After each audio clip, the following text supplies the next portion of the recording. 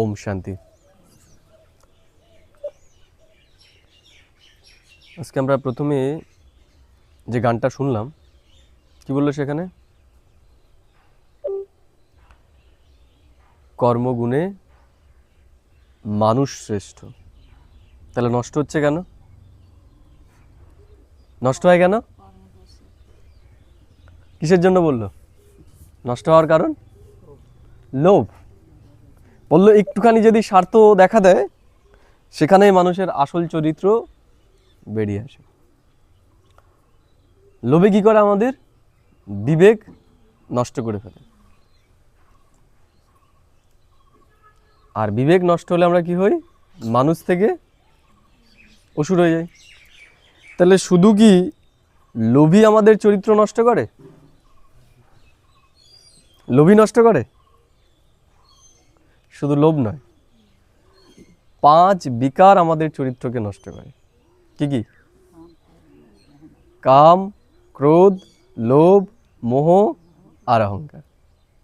তাহলে এই 5টা জিনিস যার মধ্যে আছে, তার বিবেক বুদ্ধি আছে? তার বিবেকও নেই আর বুদ্ধিও নেই। তাহলে আমরা দেখেছি শিব আর শিবরাত্রি নিয়ে যেদিন আমরা আলোচনা করেছি, আমরা কি দেখেছিলাম? ঈশ্বর কি কি করছে এখন? আমাদের এই 5 বিকারকে নষ্ট করছে। তা আমাদের কি করতে হবে? এই 5 বিকারকে এখন আমাদের স্বাহা করতে হবে। আমরা যজ্ঞে দিই না? আমরা দেখেছিলাম ওই ধুতরা, আকন্দ, ওগুলো কিসের প্রতীক? এই 5 বিকারের প্রতীক, তাই না? যাই হোক, তাহলে মানব আর দানবের মধ্যে পার্থক্য কোথায়? গুণের পার্থক্য। যে মানব সেই দানব হয়ে যায়। এর জন্য দেখি না যে যারা দানব ছিল সব কি? সব ছিল মায়াবী। দেখায় না যে শূর্পণখা, আমরা যখন দেখি শূর্পণখাকে কি দেখানো হয়েছে? অতি সুন্দর। মারিচ রামের রূপ বেশ ধরে এসেছিল, তাই না? তাহলে এই দুনিয়ায় যারা লোককে ঠকায়, কি রূপে আসে তারা? যারা আমাদেরকে ঠকাচ্ছে, মনে করবো আমরা ঠকছি, তাদেরকে আমি দেখছি ঠকছি, সেইভাবে ঠকছি নাকি বিশ্বাস করে ঠকি? আমরা বিশ্বাস করেই ঠকি। তাহলে বিশ্বাস করি কেন? যে তার রূপ দেখে তাকে মনে হয় না, তার কথা শুনে মনে হয় না যে এইটা করতে পারে। তা বাস্তবিক পক্ষে দেখো, ওই যে ওই রকম দেখিয়েছে দানব, ওই সমস্ত দানব ছিল না। এগুলোই কি? এই মানুষের চরিত্রই হচ্ছে দানব, আবার মানুষের চরিত্রই হচ্ছে মানুষ।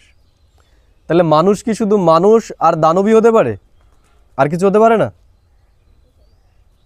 এর থেকে শ্রেষ্ঠ কিছু হতে পারে মানুষ? হ্যাঁ, হতে পারে। এখানে তো শুধু লোভের কথা বললো। তাহলে যখন মানুষ তার ভেতর থেকে 5 বিকারকেই জয় করে ফেলে, যখন মানুষ 5 বিকারকেই জয় করে ফেলে, তখন আর সে মানুষ থাকে না। কি হয়ে যায়? তখন সে দেবী দেবতা হয়ে যায়। বোঝা গেল কি বললাম? তখন সে পার্বতী হয়ে যায়। তাহলে এই যে আগের দিন যে আমরা আলোচনা করছিলাম, এই যে ভবসাগর আমরা ডুবে রয়েছি, কেন ডুবে আছি? বলে না, মায়া আমাকে ডুবিয়ে রেখেছে। মায়া আর দুনিয়া এটা। তাহলে মায়া ভালো না খারাপ? মায়া কারা জানতো? মায়া তো অসুররা জানতো, তাই না? মায়া ফেলতো কারা? ওই যে মারিচ আমরা দেখেছি, শূর্পণখা দেখেছি, এগুলো তো সব মায়া। মায়া মানে যেটা বাস্তবিকতা না। মায়া মানে হচ্ছে যেখানে আমাদের ভ্রম সৃষ্টি হয়, সেটাকেই বলা হয় মায়া। যেমন সোনার হরিণ, সে কি করেছিল? সীতা সোনার হরিণের পেছনে ছুটিয়েছিল না রামকে। তাহলে সোনার বাস্তবিক পক্ষে হরিণ হয়? হয় না। ঠিক একই রকম ভাবে এই যে আমরা যা কিছুর মধ্যে সুখ শান্তি খুঁজছি, কি এগুলো? এগুলো সবই মায়া। এগুলো দিয়ে আমরা কোনোদিন সুখ শান্তি পাবো না। এগুলো আমাদের কোনোদিন সুখ শান্তি দেবেই না। কিন্তু আমরা ডুবে রয়েছি এর মধ্যে, আমরা মায়ার সংসারে ডুবে রয়েছি। কারণ কি? আমার ভেতরে এই মায়াগুলো রয়েছে। যেদিন আর আমার ভেতরে এই মায়া থাকবে না, সেদিন আমি আর এই দুনিয়ার মধ্যে ডুবেও থাকবো না। আমি মানব থেকে কি হয়ে যাব? দেবতা হয়ে যাবে। বোঝা গেল কি বললাম? তাহলে এই যে আমাদের যাত্রাটা আমরা যেদিন থেকে শুরু করেছি, তাহলে সেদিন থেকে কি করার চেষ্টা করেছি? আমরা এখান থেকে মুক্ত হয়ে শান্তির পথে যাত্রা করার জন্যই আমাদের এই যাত্রাটা শুরু হয়েছে। এর আগের দিন আমরা জেনেছি পার্বতী সম্পর্কে, তাই তো? আরেকটু আমরা আলোচনা করেছিলাম, সেটা হচ্ছে ঈশ্বর, গড, এই শব্দটার অর্থ আমরা জেনেছিলাম, তাই না? যে ঈশ্বর আসলে কে, কি বলেছিলাম? ঈশ্বর মানে কি বলেছিলাম? তিনটে কর্তব্য বলেছিলাম, কি কি মনে আছে? ব্রহ্মা, বিষ্ণু, শঙ্কর। তাহলে ব্রহ্মার কাজ কি? সৃষ্টি করা। বিষ্ণুর কাজ পালন করা। শঙ্করের কাজ বিনাশ করা। ব্রহ্মা কজন? কজন ব্রহ্মা? যারাই সৃষ্টির কাজ করবে তারাই ব্রহ্মা। যেমন আমরা যদি বলি গাছের মূল, মূল শুনতে তো একটা লাগছে, কটা থাকে মূল?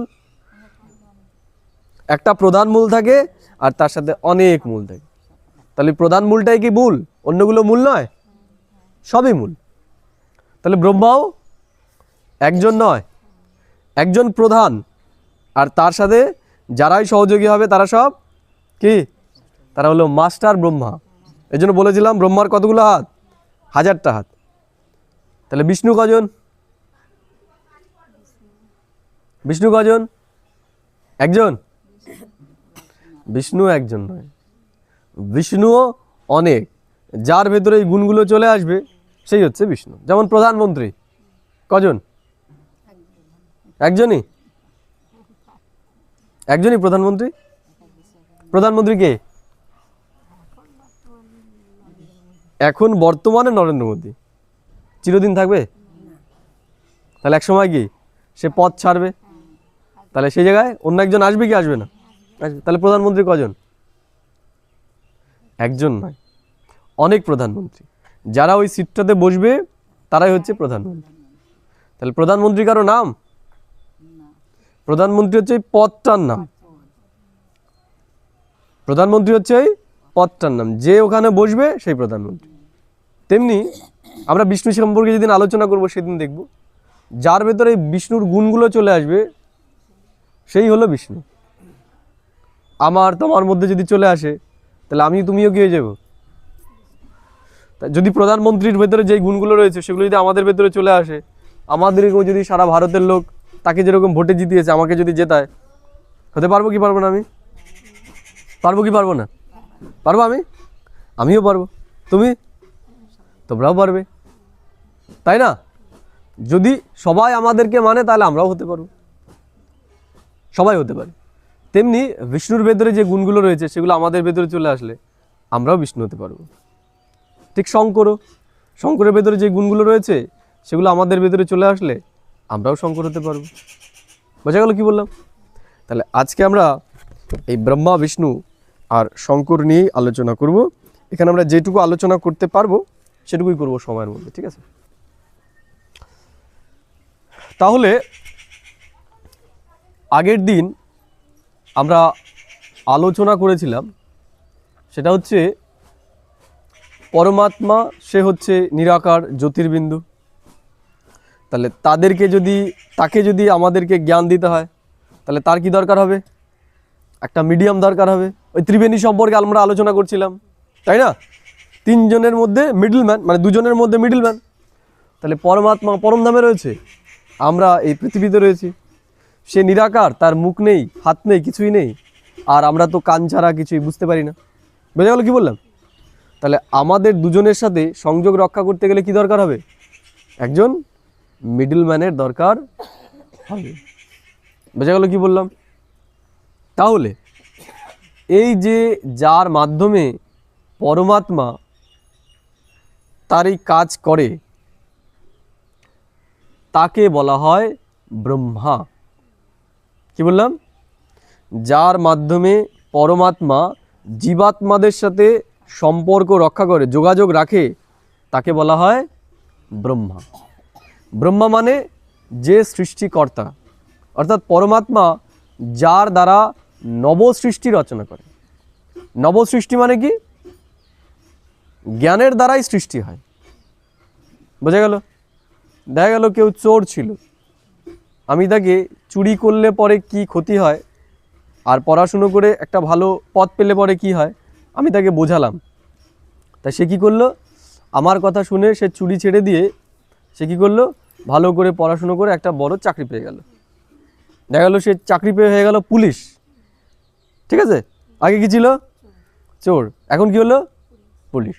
তাহলে তার জীবন কি, সে নতুন জীবন পেল না আগের জীবনে আছে সে? জীবন পুরো পাল্টে গেল।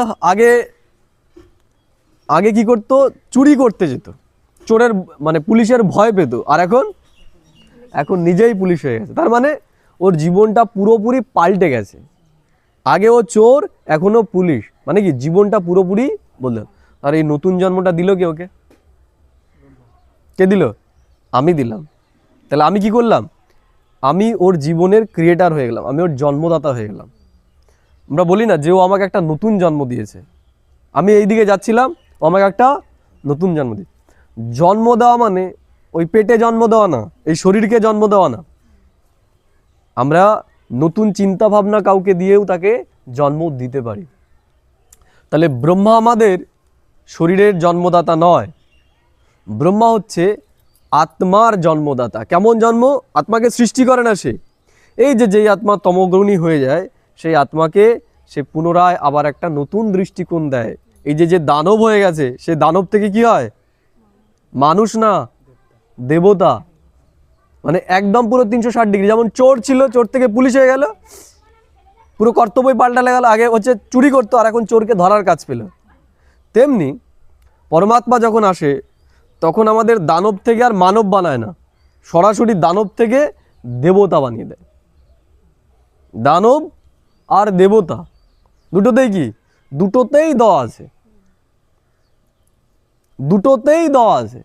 অর্থাৎ যে দানব সেই দেবতা, যে দানব সেই দেবতা।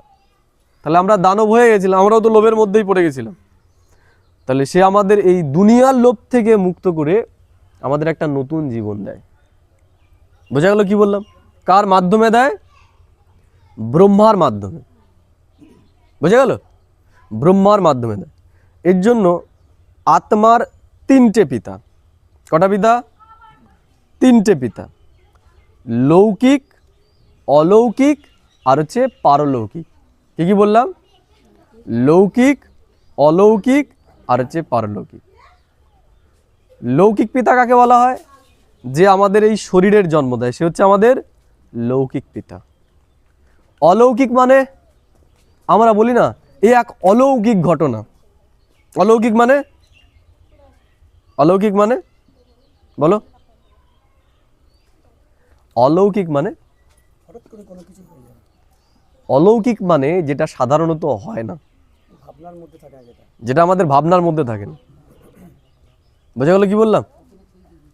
যেটা আমাদের ভাবনার মধ্যে থাকে না, যেটা আমরা কল্পনাতে আনতে পারি না, কল্পনাতে। তাহলে আমরা কোনোদিন কল্পনা করতে পেরেছি এই যে যারা আমরা দানব হয়ে গেছি, আমরাই আবার ওই যাদের আমরা পুজো করছি তাদের মতোই হতে পারি? এটা আমাদের কল্পনাতেই ছিল না, তাই না? তাহলে ঈশ্বর যার মাধ্যমে এই জ্ঞানটা আমাদের দিচ্ছে যে কি করে আমরা দানব থেকে দেবতা হব, যার মাধ্যমে এই জ্ঞান দিচ্ছে, সে হচ্ছে আমাদের অলৌকিক পিতা। তাহলে অলৌকিক পিতা কি? অলৌকিক পিতা হচ্ছে পরমাত্মা আর আত্মার মধ্যে মিডলম্যান, ব্রহ্মা। ব্রহ্মাকে বলা হয় অলৌকিক পিতা। এই জন্য ব্রহ্মার আরেক নাম হচ্ছে প্রজাপিতা ব্রহ্মা। বোঝা গেল কি বললাম? অসুবিধা নেই।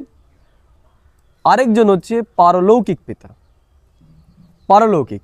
তাহলে লৌকিক হলো, অলৌকিক হলো, তাহলে পারলৌকিকটাকে, পারলৌকিক মানে যে সমস্ত জীবাত্মার পিতা, পরলোকবাসী যে।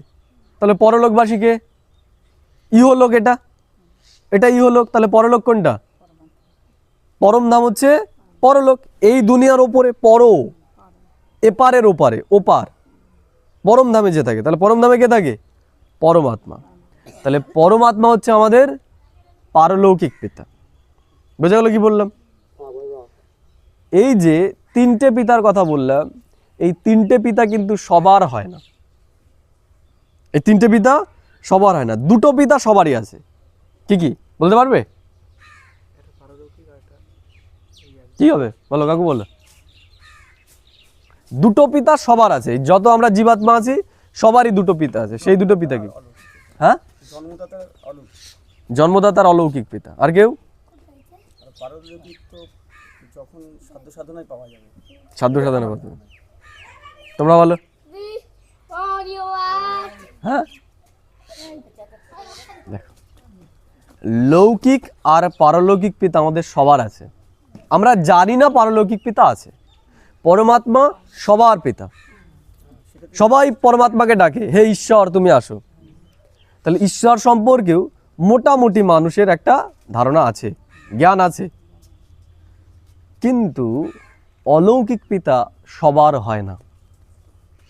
কিছু ভাগ্যবান আত্মা যারা এই অলৌকিক পিতাকে পায়। বুঝা গেল? কারণ অলৌকিক পিতাকে সবাই চিনতে পারে না। অলৌকিক পিতাকে সবাই চিনতে পারে না। হ্যাঁ, সবাই তো মানে যে ঈশ্বর আছে, ঈশ্বরকে মানছে, কিন্তু এই যে ঈশ্বর আর আত্মার ভেতরে যে মিডল ম্যান, একে লোকে মেনে নিতে পারে না। যারা মেনে নিতে পারে না, যারা তাকে পিতারূপে স্বীকার করে না, তারা তাদের জীবনকে বদলাতেও পারবে না। বুঝা গেল? দেখা গেল আমি ইংলিশে কিছু বলছি, এই দাদা তোমাদেরকে বাংলায় ট্রান্সলেট করছে। এবার যখন ট্রান্সলেট করছে, তুমি আমার মুখ শুনে বললে যে না, এ যেটা বলছে সেটা ঠিক বলছে না, এ নিজের মন করে বলছে। বোঝা গেল কি বললাম? আমি বললাম ইউ আর ভেরি গুড। এ দাদা বললো তোমাদের যে উনি বলল তোমরা খুব ভালো, ঠিক আছে? তোমরা বিশ্বাস করতে পারলে না যে না আমরা খুব ভালো। আমরা ভালো নাকি? তাহলে কি হলো? এই দাদাকে যদি বিশ্বাস না করো, আমি যেটা বললাম সেটা তোমরা গ্রহণ করতে পারবে? পারবে? পারবে না। তাহলে কি নিশ্চয় থাকা উচিত? আমার প্রতি যেমন তোমাদের নিশ্চয় আছে, বা আমার প্রতিও তোমাদের নিশ্চয় আসবে কার ওপর? যখন এই দাদার উপর বিশ্বাস থাকবে। বুঝা গেল কি বললাম?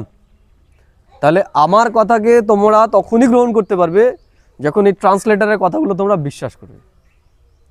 তাহলে আমি যদি পারলৌকিক পিতা হই, এই দাদা হচ্ছে কি? অলৌকিক পিতা। বোঝা গেল কি বললাম? এ হচ্ছে ট্রান্সলেটার, মাধ্যম। তাহলে এর ওপর বিশ্বাস থাকাটা দরকার। এই জায়গাটাতেই মুশকিল হয়ে যায়। এই যে মিডল ম্যান, তাকে সবাই বিশ্বাস করতে পারে না যে এই হচ্ছে ব্রহ্মা। বোঝা গেল? কারণ ব্রহ্মা সম্পর্কে আমাদের তো একটা চিত্র রয়েছে। ব্রহ্মার কটা মাথা? ব্রহ্মার 4টে মাথা থাকবে, তাই না?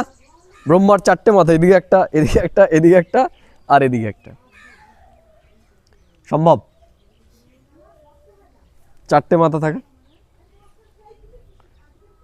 এগুলো নর্মাল জিনিস? 4টে মাথা, 4টে হাত, 4টে হাত, 10টা হাত, এগুলো নর্মাল জিনিস না অ্যাবনর্মাল জিনিস? নর্মাল। এগুলো নর্মাল না। যারা লেখক ছিল তারা ভেবেছিল যে এগুলো মানুষ সহজেই বুঝতে পারবে, এগুলো মানুষ সহজেই বুঝতে পারবে, কিন্তু আমাদের বুদ্ধি এতটাই মোটা যে আমরা ওগুলোকে ওইভাবেই বিশ্বাস করে নিয়েছি। যেমন 2-1 বছর আগে যখন ভোট ছিল না, এই চলে আসছে, যেমন মুখ্য মানে এবার তো বিধানসভা ভোট হবে। এর আগের বিধানসভা ভোট যখন ছিল তখন দিদির 10টা হাত দেখিয়েছে। এক হাতে লক্ষ্মীশ্রী, এক হাতে যুবশ্রী, ঠিক আছে, একসাথে কন্যাশ্রী। তা দিদির কি 10টা হাত? 10টা হাত না কেন? ওখানে তো ছবিতে তো দেখিয়েছে 10টা হাত। ওটা হচ্ছে প্রতীক। তার মানে ইনি এইগুলো আমাদের জন্য করেছে। আর আমাদের যত দেবী দেবতা এদেরগুলো কি সত্যি না? এদেরগুলো ওই রকম। এদেরগুলোকে আর আমরা মেনে নিতে পারিনি। এদেরগুলো ভেবেছি হ্যাঁ এদের এরকমই মাথা আছে, এতগুলো করে হাত আছে। তাহলে এটারও অর্থ আছে। ব্রহ্মার যে 4টে মুখ দেখিয়েছে, এই 4টে মুখেরও অর্থ আছে। তাহলে ব্রহ্মা সম্পর্কে আমাদের ধারণা রয়েছে এই রকম, বুড়ো হবে, এরকম বড় বড় দাড়ি হবে, সে হচ্ছে ব্রহ্মা। এর জন্য ঈশ্বর বলে যে মূর্খ ব্যক্তি যারা, তারা আমাকে চিনতে পারে না। তা মূর্খ মানে যার জ্ঞান নেই। মূর্খদেরও তো চোখ থাকে না? চোখ থাকে না? চোখ থাকে কি থাকে না? থাকে। তাহলে ঈশ্বর যেরকম অলৌকিক, সেই অলৌকিকতা নিয়ে যদি সেই দুনিয়াতে চলে আসে, এমন কেউ থাকবে যে চিনতে পারবে না তাকে? হবে? হ্যাঁ, কখন ঈশ্বরকে চিনতে পারবে না? যখন ঈশ্বর মানুষের মতো কাজ করে, নর্মাল মানুষ যেরকম সেই রকম রূপে যখন আসবে তখন মানুষ চিনতে পারবে না। কারণ কি, মানুষ তো এক্সপেক্ট করে রয়েছে সে অলৌকিক, সে জাদুমন্তর দিয়ে সব করে ফেলবে। কিন্তু ঈশ্বর এই দুনিয়ার কোনো নিয়ম ব্রেক করে না। জাদুমন্ত্র মানে কি, সেটা তো নিয়ম ব্রেক করা হলো। আমি মাটি দিয়ে মিষ্টি বানিয়ে ফেললাম, এটা নিয়মের মধ্যে পড়ে না অনিয়মের মধ্যে পড়ে? এটা অনিয়ম, এর জন্য এটা ম্যাজিক। কিন্তু মানুষ ওগুলো দেখেই আকৃষ্ট হয়, যেটা বাস্তবিক নয়, যেটা সম্ভব নয়। তো ঈশ্বর কোনো ম্যাজিক দেখায় না, ঈশ্বর নিয়ম অনুসারেই করে। কারণ যেটা ম্যাজিক সেটা বারবার হবে না, তাহলে তার কিচ্ছু করার দরকার ছিল না। একটা ম্যাজিক ম্যান থাকতো, তাকে মাটি দিয়ে দিত, বলতো নাও তুমি এগুলো দিয়েই সবাইকে, ম্যাজিক করেই সবাইকে এই দুনিয়াকে খাবার জোগাড় সব জোগাড় করে দাও, সোনা দানা টাকা পয়সা সব বের করো। ম্যাজিকে দেখা না, টাকা পয়সা বের করে, মাটি বললো টাকা বের করলো, তাহলে তো কাউকে কোনো কাজই করার দরকার নেই। ম্যাজিকের থলি দিয়ে সারাদিন শুধু টাকা বের করবে। ম্যাজিক দিয়ে দুনিয়া চলে না, ম্যাজিক কিছু সময়ের জন্য চলে। বুঝে গেল? তাহলে ঈশ্বর সম্পর্কে আমাদের যে ধ্যান ধারণা, সেই ধ্যান ধারণার আধারে এই দুনিয়া বেশি দিন চলবে না, যে সে ম্যাজিক করে সব ঠিক করে দেবে। সে ন্যাচারালি করে।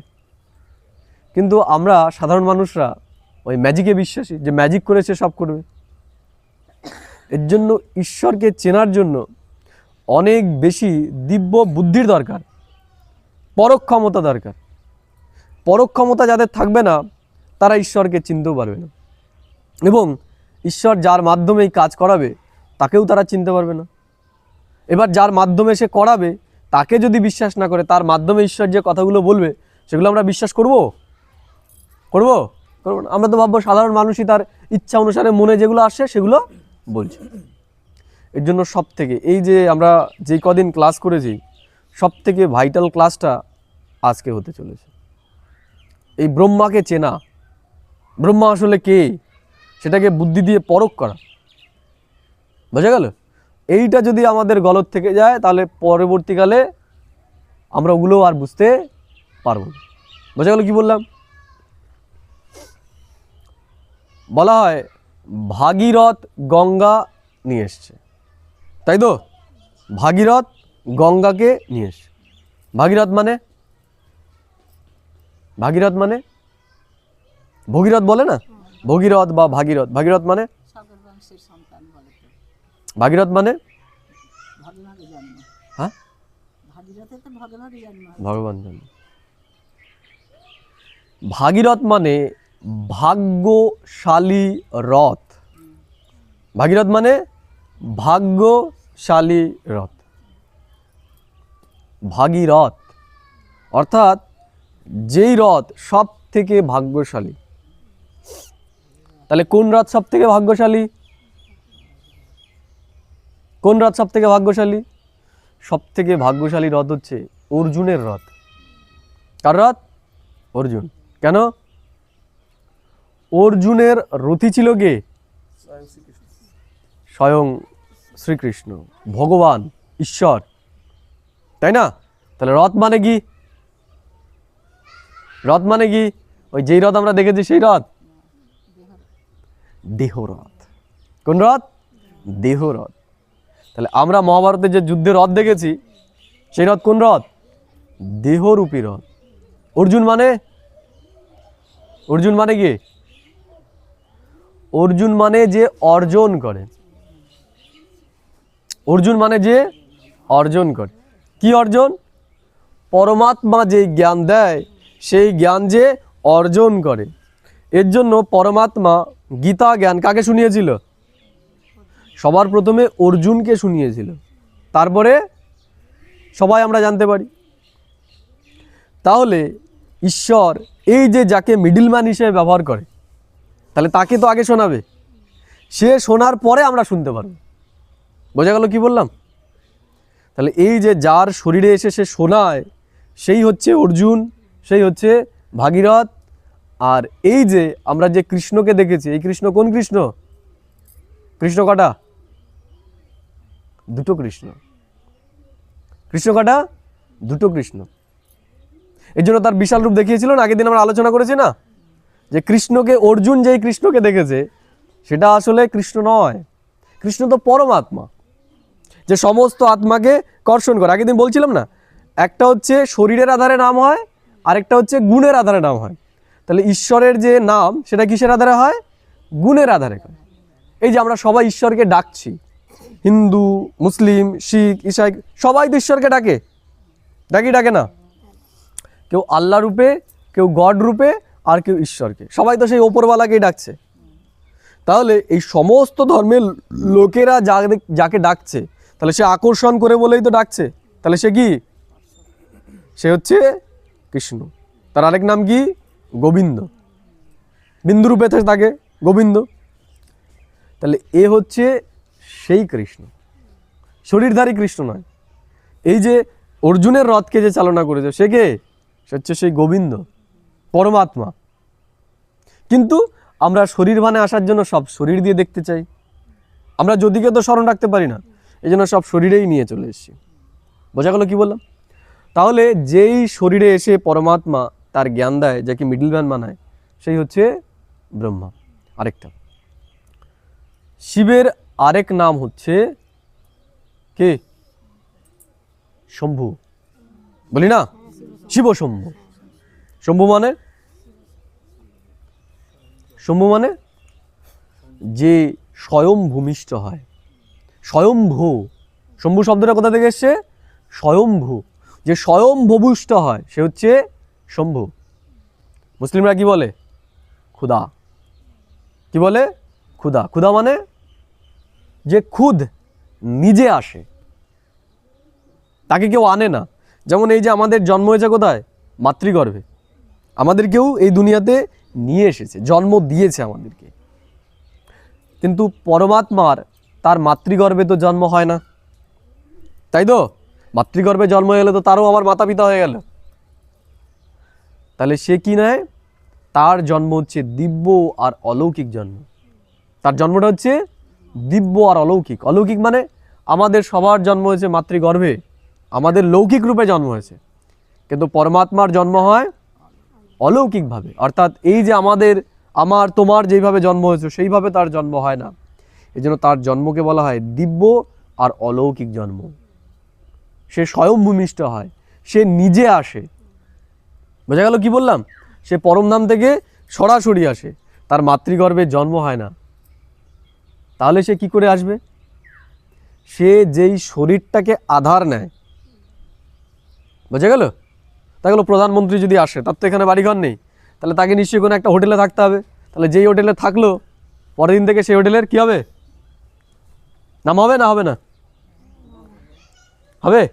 এই কয়েক বছর আগে ডলি চাওয়ালা আছে, জানো? নাম শুনেছো? ডলি চাওয়ালা, জানো? ডলি চায়ওয়ালা, চুলগুলো এরকম বড় বড়, ওই চা বানায় যে জিভ দিয়ে ই করে, দুধ দিয়ে করে, ইউটিউবে। তাই ওর দোকানে এসে বিল গেটস, পৃথিবীর এক টাইমে ধনী ব্যক্তি, সে এসে চা খেয়েছিল ওর দোকানে। আগে মোটামুটিও ফেমাস ছিল। বিল গেটস যেদিন ওর দোকানে চা খেয়েছে সেদিনও সারা বিশ্বব্যাপী বিখ্যাত হয়ে গেছে। বুঝে গেল কি বললাম? তাহলে এই দুনিয়ার কোনো একজন ব্যক্তি কারো দোকানে এসে চা খেয়েছে, তাতেই সে দুনিয়া বিখ্যাত হয়ে গেছে। তাহলে যার শরীরে ঈশ্বর আসবে, সে কতটা শ্রেষ্ঠ? তার থেকে ভাগ্যবান কি আর কেউ আছে? আছে কেউ? তার থেকে ভাগ্যবান তার কেউ নেই। এর জন্য যার শরীরে পরমাত্মা আসে, যার শরীরটাকে লোন নেয়, লোন মানে আমরা যেমন যাই না কোথাও, হোটেলে গেলাম, হোটেলটা তার আমার না, আমি কদিন থাকলাম আবার চলে আসলাম, আমার কাজ। কেউ যদি চাকরি দিতে যায়, দুর্গাপুরে কেউ চাকরি পড়েছে, দেখা গেল পরীক্ষা, তো দুর্গাপুরে যখন যাবে, একটা কি বাড়ি বানিয়ে তারপরে থাকবে নাকি সে? তার তো টেম্পোরারি কাজ, সে যাবে, তার কাজটা করবে, চলে আসবে। তা পরমাত্মারও টেম্পোরারি কাজ। আর সে তো জন্ম এই শরীরে আসলে পরে তো তাকেও সেই শতরজতমের মধ্যে দিয়ে যেতে হবে, তাই না? তাকেও আমাদের মতো দুঃখী হতে হবে। সে তো দুঃখ কষ্ট কিছু অনুভব করে না, না সুখ না দুঃখ। তার কাজ হচ্ছে আমাদের তমগুণী আত্মাদেরকে শতপ্রদান করা, তার একটাই কাজ। এর জন্য যার মাধ্যমে এসে পরমাত্মা এই কাজ করে, তাকে বলা হয় ভাগ্যশালী রথ। বোঝা গেল কি বললাম? সেই হচ্ছে ব্রহ্মা, সেই হচ্ছে ভগীরথ, সেই হচ্ছে অর্জুন। বোঝা গেল কি বললাম? কিন্তু আমরা কি করেছি, এগুলোকে আলাদা আলাদা আলাদা আলাদা ক্যারেক্টার বানিয়ে, এরা সব একই। এইবার পরমাত্মা ওই ব্রহ্মার মুখ দিয়ে যেই কথাগুলো উচ্চারণ করে সেগুলো কি, সেগুলোই হচ্ছে জ্ঞান রূপী গীতা বা জ্ঞান রূপী গঙ্গা। বুঝা গেল? সেটা হচ্ছে প্রকৃত গীতা, সেটা হচ্ছে প্রকৃত গীতা। বাস্তবিক পক্ষে ভগবান যুদ্ধক্ষেত্রে কৃষ্ণকে মানে অর্জুনকে গীতা জ্ঞান দেয়নি। যুদ্ধক্ষেত্র মানে ওই রকম ব্যাটলফিল্ড নয় যে যেখানে মানুষ কি করছে, তীর ধনুক নিয়ে যুদ্ধ করছে। যেদিন আমরা মহাভারত নিয়ে আলোচনা করবো সেদিন আমরা ডিটেলসে আলোচনা করবো এই বিষয়ে। প্রকৃতপক্ষে এই দুনিয়াতে প্রত্যেকের ভেতরেই এখন যুদ্ধ চলছে। চলছে যুদ্ধ? চলে যুদ্ধ? চলে? আমাদের প্রত্যেকের মনের ভেতরেই এখন যুদ্ধ চলছে। এই জন্য বলা হয় ধর্মক্ষেত্রে কুরুক্ষেত্রতে জন্ম হয়েছিল, যুদ্ধ হয়েছিল। যুদ্ধ হয়েছিল কোথায়? ধর্মক্ষেত্র, কুরুক্ষেত্র। ধর্মক্ষেত্র, কুরুক্ষেত্র। কুরুক্ষেত্র মানে কি? কুরু মানে কি? কুরু শব্দ এসেছে কর্তা থেকে। কুরু শব্দ এসেছে কোথা থেকে? কর্তা থেকে। তাহলে আমাদের কর্ম কোথা থেকে হয়? কর্ম কোথা থেকে হয়? আমরা যে কর্মটা করি, কর্মটার জন্ম কোথায়? কোথায় বলো? কর্মের জন্ম কোথায়? কর্মের জন্ম হচ্ছে আমাদের বিচারে। এই যে আমি এখানে আসবো কি আসবো না, সবার প্রথমে কোথায় এসছে? আমার পায়ে, আমার বিচারে। আমার মধ্যে বিচার চললো। যেমন তোমাকে আজকে বলেছে পকাইদা যে যাবে নাকি ওই জায়গায়, এরকম তোমার কি করলে, তুমি সেটা নিয়ে বিচার করলে যে ওখানে যাব কি যাব না, কি নিয়ে আলোচনা হবে, একটু হয়তো বলেওছে এই নিয়ে আলোচনা হয়। তার মানে কি, তোমার মনো জগতে প্রথমে একটা কি হয়েছে, যুদ্ধ চলেছে। যাব কি যাব দুটো, একবারেই তুমি ই হয়নি যে যাবোই আমি, প্রথমেই না। প্রথমে কিছু সময় হলেও সেটা নিয়ে বিচার চলেছে। আমি টাইম বের করতে পারবো কি পারবো না, আমার যে কাজটা রয়েছে সেটা ইম্পর্টেন্ট না এটা ইম্পর্টেন্ট। কাজ তো ছিলই বাড়িতে, আমরা কিছু না কিছু করতাম বাড়ি থাকলে। পরে করতাম কি করতাম, হয় মোবাইল দেখতাম, নাহলে কোথাও ঘুরতে যেতাম, নাহলে হাঁটতে যেতাম, নাহলে সাইকেল চালিয়ে কোথাও করতাম। তো তাহলে কর্ম করতাম। তাহলে দুটো কর্ম আমার সামনে আসলো, এখানে আসার আর বাড়িতে থেকে ওইটা করার। তাহলে এইবার কোনটা আমি করব কোনটা আমি করব না, এইটা নিয়ে আমাদের যুদ্ধ চলছে, বিচার চলছে। বোঝা গেল? তাহলে ধর্মক্ষেত্র, কুরুক্ষেত্র। এইবার আমাদের এই বিচারের এই জায়গায় ধর্মের সাথে অধর্মের যুদ্ধ চলছে। ধর্মের সাথে অধর্মের, ওই যেটা বললাম যে মানব সেই দানব হয়ে যায়, আবার সেই দেবতা হতে পারে। পার্থক্যটা কোথায়? বিচারে। এই যে যার ভেতরে লোভ, লোভটা কোথায় আসে সবার প্রথমে? জিভে। জিভে মনে আসে লোভ, মনে আসে লোভ। বোঝা গেল? তাহলে লোভ যখন আসে কি হয়, আমাদের বিবেক নষ্ট হয়ে যায়। তাহলে আমি কি হয়ে গেলাম? আমি পরাজিত হয়ে গেলাম। তাহলে ধর্মক্ষেত্র, কুরুক্ষেত্রে আমি কি হয়ে গেলাম? পরাজিত হয়ে গেলাম। এই জন্য দেখবো কৌরবদের যে পক্ষ, এক একজনের নাম কি? দুর্যোধন, দুঃশাসন, দুষ্বাক্য, দুষ্কর্ণ, এগুলোই তো নাম। তাহলে কোনো মা বাবা তার সন্তানের এরকম নাম দেয়? তোমরা দেবে কেউ? দুর্যোধন। দুর্যোধন মানে কি? দূর। দূর শব্দটা আমরা কোথায় ব্যবহার করি? দূর, রিজেক্টেড, খারাপ, তাই না? দুঃশাসন, আমরা বলি না যে এখন সব দুঃশাসনের রাজত্ব চলছে। দুঃশাসন মানে কি? খারাপ। আর একটা বোন ছিল, নাম কি? দুঃশলা। দুঃশলা মানে যার চরিত্র খারাপ, তাই তো? তাহলে যদি আমরা দেখি যে এরা সবই হচ্ছে দূর, তাহলে এরাও কুরুবংশী ছিল, এরাও তো কুরুবংশী। পাণ্ডবরাও কুরুবংশী। তাহলে দুটোই কর্ম, কুরু মানে কর্তা, যে করে। আমরা সবাই কর্তা, যে ভালো করছে সেও করছে, যে খারাপ করছে সেও করছে। তাহলে দুজনেই কুরুবংশী, কিন্তু পার্থক্য কোথায়? বুদ্ধিতে, বুদ্ধির পার্থক্য। কারো বিচার ভালো, কারো বিচার খারাপ। তাহলে অন্যদিকে কি রয়েছে? পাণ্ডব পক্ষ, অর্জুন, নকুল, সহদেব, তাই না? আর কে রয়েছে? রাজা যুধিষ্ঠির। রাজা কে? যুধিষ্ঠির। যুধিষ্ঠির, যুধিষ্ঠির কে? যুধিষ্ঠির হচ্ছে ধর্মরাজের সন্তান, তাই না? তাহলে আমরাও সারাদিনে যা কিছু করছি, আমাদের বিচারের ভেতরেও এই দুটো পক্ষ রয়েছে, যে আমরা ধর্মের আধারে কর্ম করব নাকি লোভের বশীভূত হয়ে করব। কি করছে মানুষ এখন? ধর্মের আধারে করছে নাকি? তাহলে সব কি পরাজিত না জয়ী? সব কর্মক্ষেত্রে সব পরাজিত, এর জন্য সবাই দুঃখী। কারণ যতক্ষণ আমরা ধর্মের পথে না চলবো ততক্ষণ সুখ আসবে না। কেন বলে না যে স্বধর্ম সুখদায়ী, পরধর্ম দুঃখদায়ী। তাহলে ধর্ম কোনটা? হিন্দু মুসলিম এগুলো? আত্মার যেটা ধর্ম, সততা। আমরা দেখি যখন আমরা কারো উপকার করি কেমন লাগে আমাদের ভেতরটা? কেমন দেখবে? ফুরফুর করে ফরিস্তা যেমন ওরে দেখায় না ডানা, তুমি দেখবে একবার, মানে তুমি ট্রেনে যাচ্ছ, কেউ দেখবে খুব অসুস্থ, কোনো একটা প্রেগনেন্ট মহিলা, তুমি কি করলে? তুমি না বসে তাকে বসিয়ে দিলে, কেমন লাগবে ভেতরে? দেখবে ভেতরে মনে হচ্ছে ডানা, আমি পরি হয়ে গেছি, উপর থেকে উঠছি। আর মনে করো কারোর সাথে ঝগড়া করে সিটটা নিলে, বসলে, পাছায় আরাম লাগলো, কিন্তু মনের ভেতরে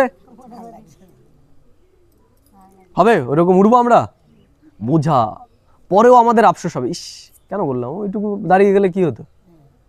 তার মানে এই যে যেটা আমাকে উড়তে সহযোগিতা করছে এটা হচ্ছে আত্মার স্বধর্ম, আর যেটা করে আমি ভারী ফিল করছি সেটা হচ্ছে অধর্ম।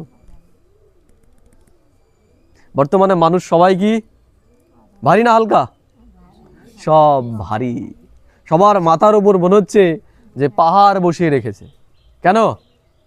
কারণ আমি অধর্ম করেছি, সেটা জানতে বা অজান্তে। বোঝা গেল কি বললাম? তাহলে ওখানে যে যুদ্ধ দেখিয়েছে সেটা ওই যুদ্ধ নয়, সেটা হচ্ছে এই মনোজগতের যুদ্ধটাকে দেখিয়েছে। তাহলে ঈশ্বর এসে কি করে? ঈশ্বর এসে এই যুদ্ধকে আমরা কি করে বিজয়ী হব সেই পথটা সে আমাদেরকে দেখায়। বোঝা গেল? তাহলে এই আমাদের মনোজগতই হচ্ছে প্রকৃতপক্ষে ধর্মক্ষেত্র, কুরুক্ষেত্র। সেটা আমরা যখন মহাভারত নিয়ে আলোচনা করব ডিটেলসে, তখন আমরা আলোচনা করব যে কোনটা সত্য। আমরা শুধু এইটুকু জেনে রাখি, তাহলে আমাদের এই যে মনরূপী ক্ষেত্র, এটাই হচ্ছে প্রকৃতপক্ষে কুরুক্ষেত্র। এখানে যেটা আমি সিদ্ধান্ত নেব সেটাই আমার কর্মে আসবে, আর যেটা আমার কর্মে আসবে সেটার আধারে আমাদের চরিত্র নির্মাণ হবে এবং আমাদের জীবনটা সেই রকমই হবে, মানব বা দানব বা দেবতা। বোঝা গেল কি বললাম? তাহলে আজকে আমরা জানবো অর্জুন সম্পর্কে, ভাগীরথ সম্পর্কে, আর হচ্ছে ব্রহ্মা সম্পর্কে। ঠিক আছে? আগের দিন আমরা একটু আলোচনা করতে গিয়ে দেখেছিলাম ঈশ্বর কোন যুগে আসবে? সত্য, ত্রেতা, দ্বাপর না কলিযুগে? এটা বলুক, এটা জানেন, এদের কাছ থেকে শুনুন, তোমার কাছ থেকে লাস্টে শুনুন, এরা যখন পারবে না তখন বলো। ঈশ্বর সত্য যুগে আসবে? ঈশ্বরকে আমরা সুখের সময় ডাকি? ডাকি না তো। ঈশ্বরকে আমরা দুঃখের সময় ডাকি। আর ঈশ্বর তো কোনো কিছু ভোগ করে না। সত্য যুগে আসলে তো ভোগ শুধু, ওখানে ওখানে তো কোনো কাজ নেই, তাই না? কাজ কোথায়? কাজ তো কলিযুগে। কলিযুগের পরে কোন যুগ আসবে? সত্য যুগ। তাহলে এই কলিযুগকে পরিবর্তন করাই তো সব থেকে বড় কাজ। তাহলে ঈশ্বর কখন আসবে? কলিযুগেই আসবে, কলিযুগের একদম শেষের মুহূর্তে। তাই না? আমরা দেখি এই পারে আমরা দাঁড়িয়ে রয়েছি, তাহলে ওই পারে যেতে হবে। তাহলে ঈশ্বর এসে কি করবে? আমাদের এই পার থেকে টেনে নিয়ে ওই পারে নিয়ে। তাহলে ঈশ্বর আসবে কলিযুগে। তাহলে কলিযুগের কোনো মানুষকেই তাকে মাধ্যম বানাতে হবে, নাকি সত্যযুগ থেকে টেনে নিয়ে আসবে কাউকে? সত্যযুগ তো নেই। তাহলে এই কলিযুগের থেকেই কাউকে একজনকে বেছে বের করতে হবে। তাহলে তাকে দেখতে কেমন হবে? আমাদের মতন হবে নাকি চারটে মাথাযুক্ত লোক হবে? কি হবে? তাকে দেখতে আমাদের মতনই হবে, আমাদের মতনই সাধারণ মানুষ সে হবে। বোঝা গেল কি বললাম? এর জন্যই তো সবাই তাকে মেনে নিতে পারে না, চিনতে পারে না, আমাদের মতনই মানুষ। বোঝা গেল কি বললাম? তাহলে এই আমাদের মধ্যে থেকেই কোনো একজনকে সে বেছে নেবে। যাকে বাঁচবে তার পেছনেও কারণ আছে, সেগুলো আমরা পরে জানবো। যে একেই কেন করলো, আমাকে তোমাকে কেন করলো না, একেই কেন করলো সেটা আমরা দেখব। বা এই যে এখানে যারা শুনছে আমরাই শুনছি কেন, এই পাড়াতে তো অনেক লোক আছে, তারা শুনছে না কেন? তারা আসলে পরে এখানে বসতে পারবে না বেশিক্ষণ। এনে দেখো, তারা যদি বসতে পারে 10 মিনিটের বেশি, আমি এখান থেকে চলে যাব। বসতেই পারবে না তারা, বুঝতেই পারবে না তারা 10 মিনিটের 15 মিনিটের বেশি। তাদের ভেতরে জ্বালা জ্বালা অনুভব করবে তারা। তাহলে আমরাই এখানে বসেছি কেন, আর একেই সে মাধ্যম বানানো গেল, সেটা আমরা পরে জানবো যখন বিস্তারিত জানবো।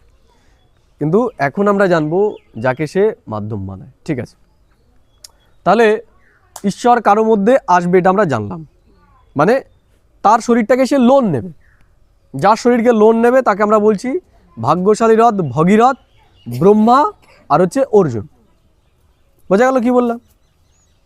এইবার যাকে সে মাধ্যম বানাবে তার একটা বয়স হবে নিশ্চয়ই, তার তো একটা বয়স হতে হবে। তাহলে সেই ব্যক্তির বয়স কত হতে পারে মোটামুটি আইডিয়া? যাকে ঈশ্বর তার কাজের জন্য মাধ্যম বানাবে তার বয়স কত হবে? মাঝামাঝি। কত বলো বলো বলো, যা ইচ্ছা, না পারার সম্ভাবনাই বেশি। জানো না তো? আমি জানি, আমি তাই বলতে পারবো। তোমরা জানো না তো? আইডিয়া করো। 35-40। কাকু বলো, আইডিয়া নেই তোমাদের? ঠিক আছে, আমরা যদি কাউকে প্রধানমন্ত্রী বানাই, কাকে বানাবো প্রধানমন্ত্রী? 25 বছরের কাউকে? তাহলে কত বয়সী? আমাদের যত প্রধানমন্ত্রী আছে এখন অবধি তাদের বয়স কত? কত বয়স? রাষ্ট্রপতি বানাবে কত বছর বয়সী? দেখেছো 25-26 বছর কাউকে বানিয়েছে রাষ্ট্রপতি। বানাই আমরা? রাষ্ট্রপতির বয়স কত? 60 ঊর্ধ্ব। 60 ঊর্ধ্ব না? প্রধানমন্ত্রীর বয়স কত? 60-এর ওপরে, তাই না? 78 বয়স ওনার এখন।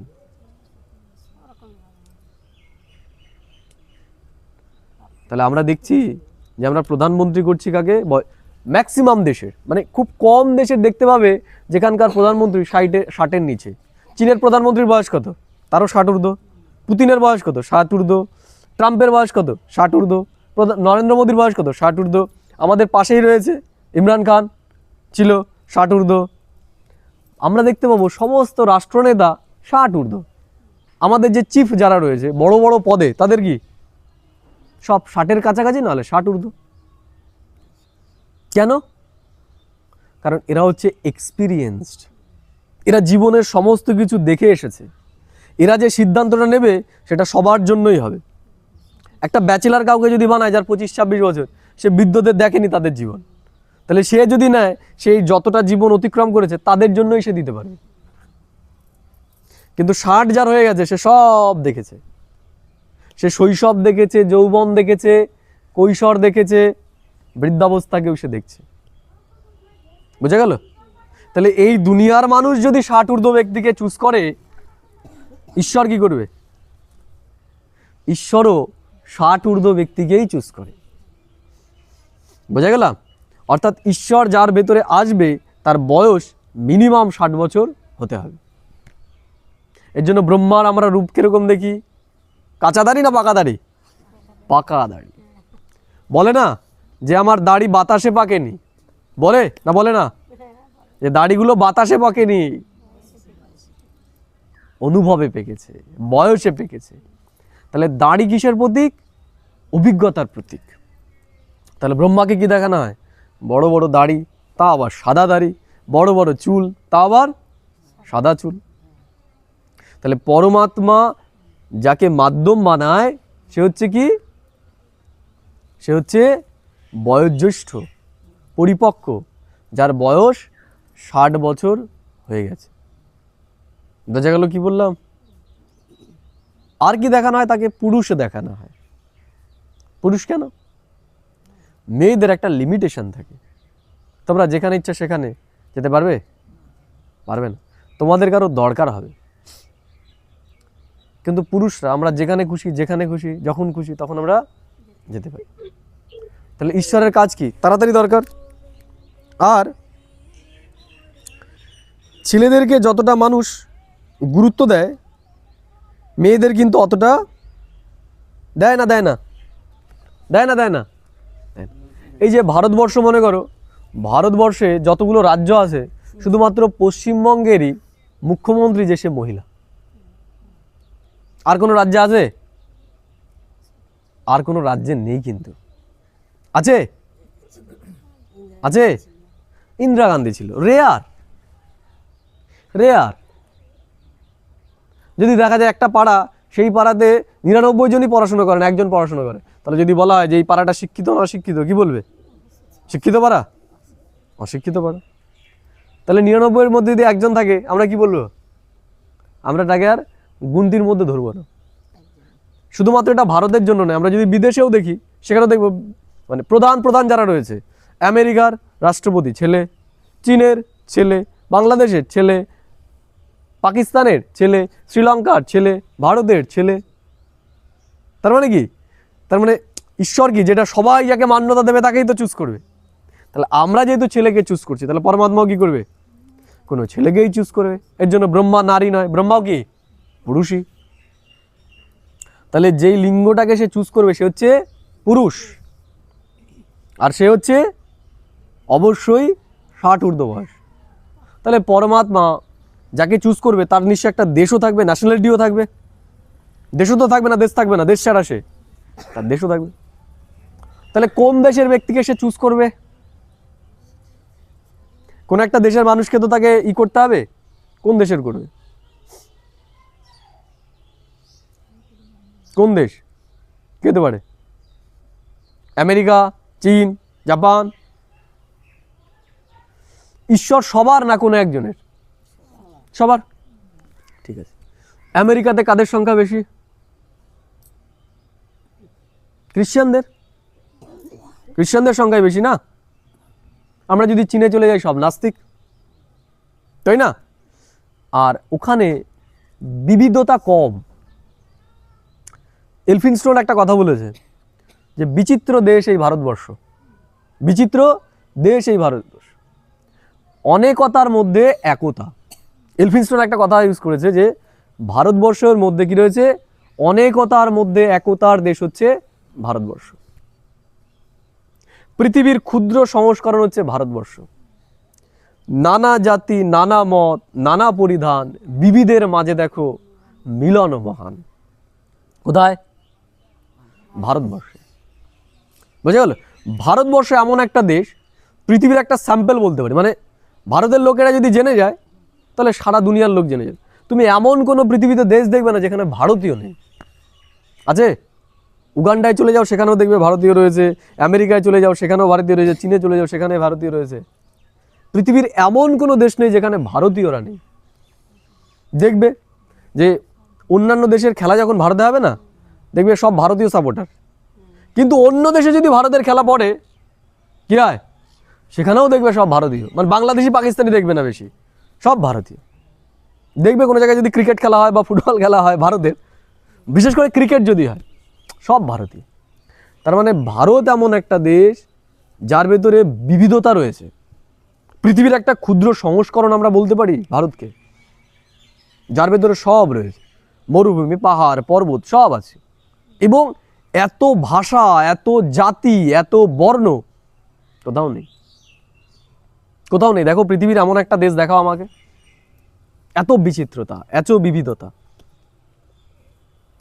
আর ভারত এমন একটা দেশ যে আধ্যাত্মিকতার জন্য পৃথিবী বিখ্যাত। ভারত এমন একটা দেশ যেই দেশে প্রধান যে 4টে ধর্ম, প্রধান যে 4টে ধর্ম, হিন্দু, মুসলিম, বৌদ্ধ এবং খ্রিস্টান, এই 4টে ধর্মের লোকই রাজত্ব করেছে, করেছে না? ইংলিশ যারা ইংরেজ, খ্রিস্টান তারাও রাজত্ব করেছে ইংলিশ পিরিয়ডে, মুসলিমরা রাজত্ব করেছে, হিন্দুরাও রাজত্ব করেছে, আবার বৌদ্ধরাও রাজত্ব করেছে। এমন একটা দেশ দেখাও তো যেখানে এই 4 ধর্মের লোকেরাই রাজত্ব করেছে। ওই রাজত্ব মানে 2-1 বছরের জন্য নয়, একটা নির্দিষ্ট পিরিয়ড অবধি। ভারত এমন একটা দেশ যে পৃথিবীর সমস্ত ধর্মকে প্রতিপালিত করেছে। বুঝে গেল? জিসাস ক্রাইস্ট এই ভারতে এসেছিল, মোহাম্মদ এই ভারতের মহিমা করেছে। এই জন্য তারা একটা কথা বলে না, যে ভারতকে আমাদের অধিকার করতে হবে, বলে না ভারতকে আমাদের অধিকার করতে হবে। আমি শব্দগুলো ইউজ করছি না, অনেক অনেক রকমভাবে নিতে পারে। আমরা দেখব বৌদ্ধ ধর্মের উৎপত্তি কোথা থেকে? এই ভারত থেকে। হিন্দুত্বর উৎপত্তি ভারত থেকে। তার মানে সমস্ত কিছুর জন্মদাতা আমরা যদি বলি সেটা হচ্ছে ভারত। বোঝা গেল? তাহলে ঈশ্বর যদি আসে কোথায় আসবে? এই ভারতেই আসবে। জ্ঞান বিজ্ঞান আমরা যা বলি সমস্ত কিছুর পীঠস্থান ছিল এই ভারত। ধন সম্পত্তির মূল খাজানায় ছিল ভারত। সমস্ত ধর্মের লোকেরাই এখান থেকে অর্থ নিয়ে গেছে, সে মুসলিমরা হোক, খ্রিস্টানরা হোক, বৌদ্ধরা হোক, সবাই। ভারত এমন একটা দেশ পৃথিবীতে একমাত্র তার ক্ষেত্রেই মা শব্দটা ব্যবহার করা হয়। ভারত মাতা, ভারত মাতা। অন্য কোনো দেশকে বলা হয়? অন্য কোনো দেশকে মাতা বলে সম্বোধন করা হয়। মাতা কি? মাতা হচ্ছে জন্মদাত্রী হয়। কারণ এই পৃথিবীর সমস্ত কিছু নির্ভর করছে এই ভারতের উপর। বোঝা গেল? তাহলে ঈশ্বর আসবে কোথায়? এই ভারতেই আসবে, এই ভারতেই আসবে। এর জন্য ভারতের মানুষের মধ্যে যে ভক্তি সেটা পৃথিবীর আর কোথাও দেখা যায় না।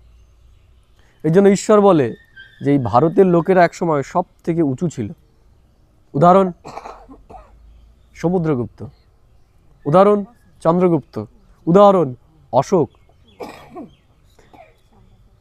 আর্যভট্ট, তাই না? এই ভারতের লোকেরা সর্বশ্রেষ্ঠ ছিল। এগুলো তো বলছি আমি দ্রাপর অবধি। আর তার আগে যারা ছিল তাদের সম্পর্কে তো এখনো বলিনি, জানাইনি তোমাদের তার আগে কারা ছিল। সেগুলো জানলে তো আমরা অবাক হয়ে যাব। ভারত এমন একটা দেশ যেটা ক্রমেই সংকীর্ণ হয়েছে। আমাদের যেটুকু জানা ভারতবর্ষের ম্যাপ কোন অবধি ছিল ভারত? ভারত ছিল আফগানিস্তান, ইরাক, ইরাক অবধি, এদিকে ইন্দোনেশিয়া অবধি, কম্বোডিয়া অবধি। বোঝা গেল? এদিকে চীনের অংশ, তিব্বত ভারতের অংশ ছিল। তাহলে ভারত আস্তে আস্তে আস্তে আস্তে কী হয়েছে? সংকীর্ণ হয়ে। কারণ ভারত একটা সময় বৃহৎ ভূখণ্ড ছিল, সেগুলো আমরা পরে আলোচনা করব। তাহলে ঈশ্বর ভারতেই আসবে, ঈশ্বর পুরুষের ভেতরেই আসবে। যার ভেতরে আসবে তার বয়স অবশ্যই হতে হবে কত? 60 বছর। তাহলে এবার যার মধ্যেই আসবে সেখানে আমাদের প্রশ্ন আসবে এর মধ্যে কেন? ঠিক আছে, সেগুলো আমরা পরে জানবো, আমরা একদিনে জানবো না। আজকে একজন ব্যক্তির আমরা নাম জানবো, পরিচয় জানবো, যার নাম হচ্ছে দাদা লেকরাজ কৃপলানি। কি বললাম? একজনের নাম, যার নাম বললাম দাদা লেকরাজ কৃপলানি। তার জন্ম হয় 1869 সালে। 1869 নয়, দাঁড়াও, 1876 সালে। 1876 সালে অবিভক্ত ভারতে, এখন যেখানে আমরা সিন্ধু বলি, পাকিস্তানের মধ্যে যে সিন্ধু দেশ পড়ছে সেখানে তার জন্ম। তখন সেটা কি ছিল? ভারত ছিল। সেই ভারতের সিন্ধু প্রদেশে তার জন্ম। বোঝা গেল কি বললাম? তার জন্ম যেই পরিবারে হয়েছিল সেই পরিবারে তার পিতা ছিল একজন ধার্মিক, মানে একজন স্কুল টিচার ছিলেন, প্রধান শিক্ষক ছিলেন। অল্প বয়সেই তিনি তার মা এবং বাবা উভয়কেই হারিয়েছিলেন। আমি শর্টে বলবো জিনিসটা, ঠিক আছে? পরে যখন হবে তখন বিস্তারিত আলোচনা করব। তা মারা যাওয়ার পর তিনি তার কাকার দোকানে আর কি কাকার কাছে থাকা শুরু করে, কিন্তু কিছুদিন পর সে কাকার কাছ থেকে চলে যায় বম্বেতে। বম্বেতে সে হীরের কাজে চলে যায়, মানে হীরে জওয়ারাত এগুলোর কাজে। পরবর্তীকালে আস্তে আস্তে যখন সে বড় হয় সে একজন দক্ষ জহরিতে পরিণত হয়। মানে জহরির কাজ তো খুব সূক্ষ্ম কাজ, সবাই তো পারে না, কিন্তু ওনার ভেতরে এতটাই বিচক্ষণতা ছিল, এতটাই পরক শক্তি ছিল যে সে সেই কাজটা খুব সহজেই শিখে যায়। বুঝা গেল কি বললাম? পরবর্তীকালে আস্তে আস্তে সে নিজে ব্যবসা শুরু করে এবং একটা টাইমে প্রচণ্ড ধনী ব্যক্তি হয়ে যায়। এবং সেই সময় ভারতে যে মহারাজারা ছিল, রাজারা ছিল, তো ইংরেজরা ছিল, সেই ইংরেজদের সাথেও তার, মানে ইংরেজদের যে মহারানী ছিল তাদের সাথে ওনার যোগাযোগ ছিল, মানে ওনার কাছ থেকেই জিনিসপত্র নিত।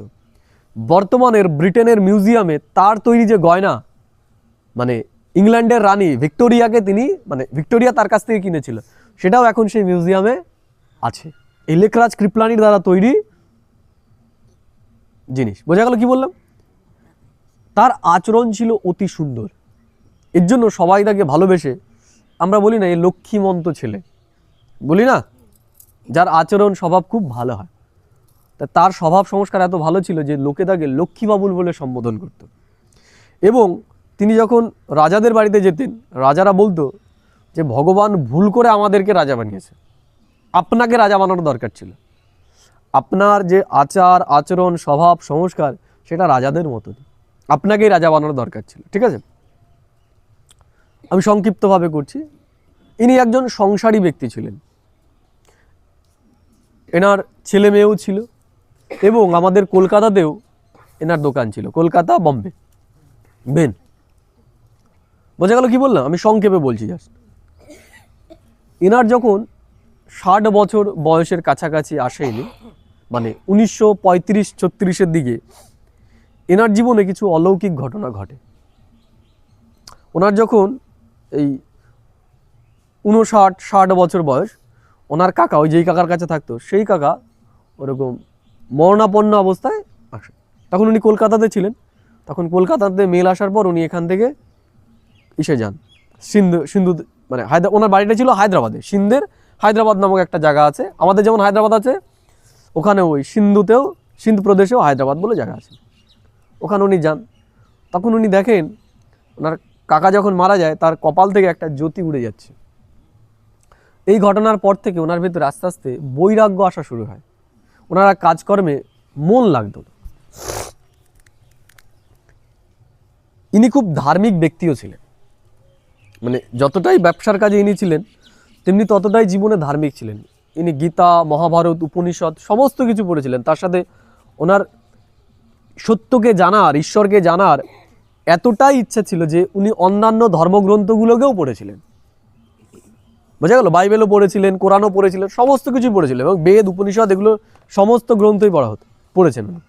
এবং ওনার একটা নিয়ম ছিল, সেটা হচ্ছে উনি গীতা না পড়ে কোনো কিছু করতেন না। মানে সকালে আগে ঘুম থেকে উঠে আগে উনি গীতা পড়বেন, তারপরে বিছানা ছাড়বেন। উনি ওনার জীবনে 14টা গুরু করেছিলেন। কটা? 14টা। কারণ সত্যকে জানার ওনার এতটাই ইচ্ছা ছিল, উনি একজনের কথাতে স্যাটিসফাই হয়নি। এবং এই 14 জন গুরুর প্রতি ওনার যথেষ্ট শ্রদ্ধা ছিল, এমন নয় যে অবজ্ঞা করতেন, 14 জনকে উনি যথেষ্ট সম্মান করতেন। এবং এনার আরাধ্য দেবতা ছিল বিষ্ণু। এর জন্য ওনার পকেটে সবসময় বিষ্ণুর ছবি থাকত।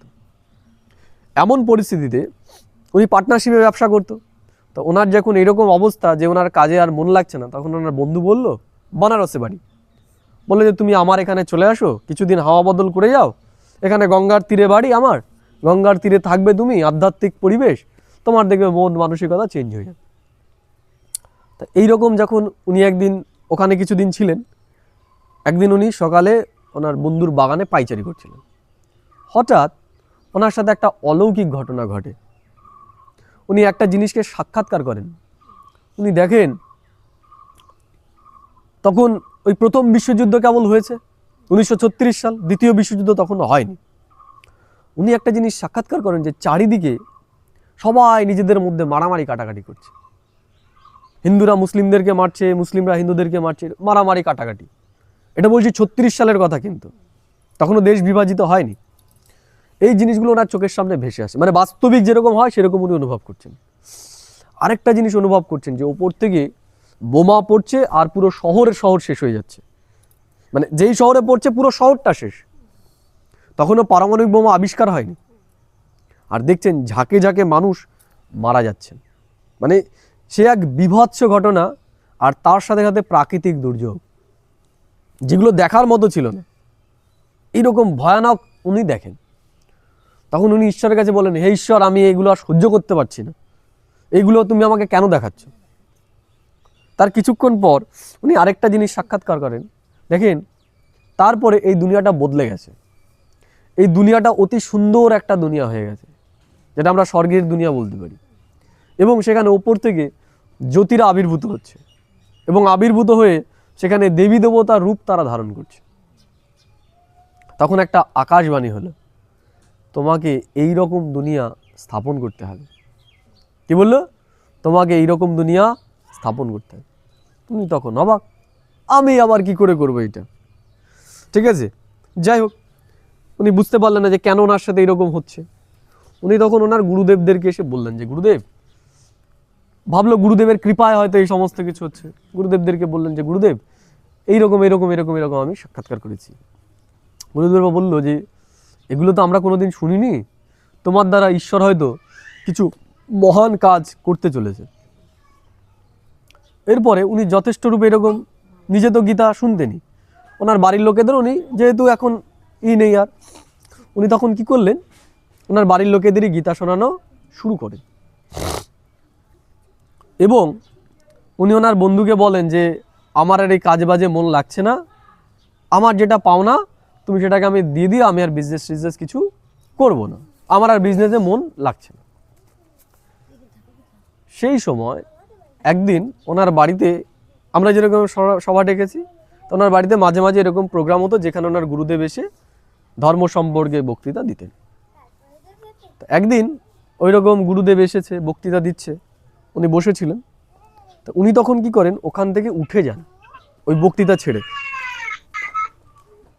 এইবার ওনার যে বৌমা ছিলেন, তিনি এই অস্বাভাবিক ঘটনাটা দেখেন, কারণ উনি গুরুকে যথেষ্ট ভক্তি করেন, উনি এরকম করেন না।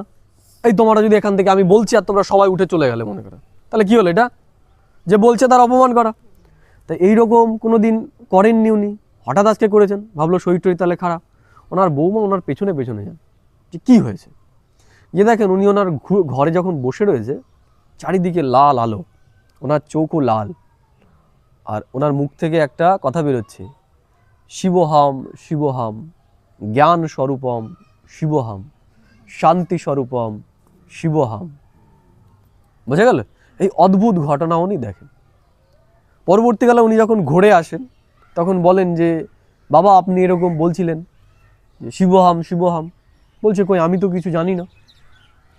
সেই সময় শুধু এনার সাথে এইরকম অদ্ভুত ঘটনাগুলো ঘটছিল না, ওই করাচিতে তখন আরও লোকের সাথে এইরকম অদ্ভুত ঘটনা ঘটতে থাকে। ঘটনাটা কি, ঘটনাটা এইরকম নয়, তার মতো নয়। কেউ কেউ স্বপ্নে দেখে, এই ব্যক্তি যার কথা বললাম দাদা লেখরাজ কৃপলানিকে, এনাকে স্বপ্ন দেখেন, এবং তারপরেই দেখেন বিষ্ণুকে, তখন বলছে যে আমাকে যদি পেতে হয় অমুক জায়গায় এর সাথে গিয়ে তুমি যোগাযোগ করো। বোঝা গেল কি বললাম? এইভাবে আস্তে আস্তে লোক ওনার বাড়িতে আসা শুরু করলো, এবং যারাই আসতো কেউ তাকে বিষ্ণু রূপে দেখতো, কেউ বা আত্মসাক্ষাৎকার করতো, নিজে দেহবান ভুলেই যেতেন যে আমি আত্মা। আবার কেউ সত্যযুগে চলে যেতেন, মানে এই যে বাহ্যিক জ্ঞান কারো ছিল না, সবাই অনুভব করেছে আমরা স্বর্গের দুনিয়াতে রয়েছি। এরকম অদ্ভুত ঘটনা সব হতে থাকে। বিশেষ করে ওখানে আসা যারা শুরু করে তাদের ম্যাক্সিমামই বয়স 18-র নিচে, 14-15 এইরকম বয়সী, এবং ম্যাক্সিমামই হচ্ছে মেয়েরা। বোঝা গেল কি বললাম? এইরকম প্রায় 400 জনের একটা হয়ে যায়, এবং তারা যারাই আসে তারাই আর ওখানে ছেড়ে আর যেতে রাজি। তারা অনুভব করছে যে আমরা বৈকুণ্ঠে শ্রীকৃষ্ণের সাথেই রয়েছি, আর ওনার ভেতর ওনার এই রূপটাকে আর সাক্ষাৎকার করছিল না, সবাই তার কৃষ্ণের রূপটাই দেখছিলেন। যেমন গোপীদের কথা বলা হয় না, যে গোপীরা যেমন কৃষ্ণের কাছে গেছে তখন তাদের হুঁশ ছিল না, এইরকম অনুভব করা তারা শুরু করে গোপীদের মতো। আর এই যে তিনি যেই গীতার ব্যাখ্যা করতেন সেগুলো সম্পূর্ণ আলাদা, মানে এতদিন যেইভাবে শুনেছে তার থেকে আলাদা রূপে উনি সেইগুলো পড়তেন, এবং আস্তে আস্তে আস্তে আস্তে উনি অন্য কিছু জ্ঞান দেওয়া শুরু করেন, এবং বলা শুরু করেন যে এই যে তোমরা যাকে দেখছো এটা আসলে এ নয়, আমি এর মাধ্যমে দিচ্ছি। তোমরা যাকে দেখছো এ দাদা লেখরাজ, কিন্তু আমি যে বলছি আমি দাদা লেখরাজ নই, আমি পরমাত্মা। এ হচ্ছে দাদা লেখরাজ, আমি এর শরীরটাকে লোন নিয়ে তোমাদেরকে শোনাচ্ছি। এগুলো এর কথা নয়, এগুলো আমার কথা তোমরা শুনছো। সেই সময় থেকে এই যে দাদা লেখরাজ যে ছিল তার নাম বদলে ঈশ্বর বলেন যে এ দাদা লেখরাজও নয়, এখন থেকে এর জন্ম, যাকে দেখেছো তোমরা লেখরাজ রূপে, এর মৃত্যু হয়ে গেছে, এখন অন্য এক ব্যক্তি। এর কর্তব্যবাচক নাম হচ্ছে ব্রহ্মা, এর কর্তব্যবাচক নাম ব্রহ্মা, এর নাম হচ্ছে প্রজাপিতা ব্রহ্মা, আর তোমরা হচ্ছ প্রজা, মানে এর সন্তান।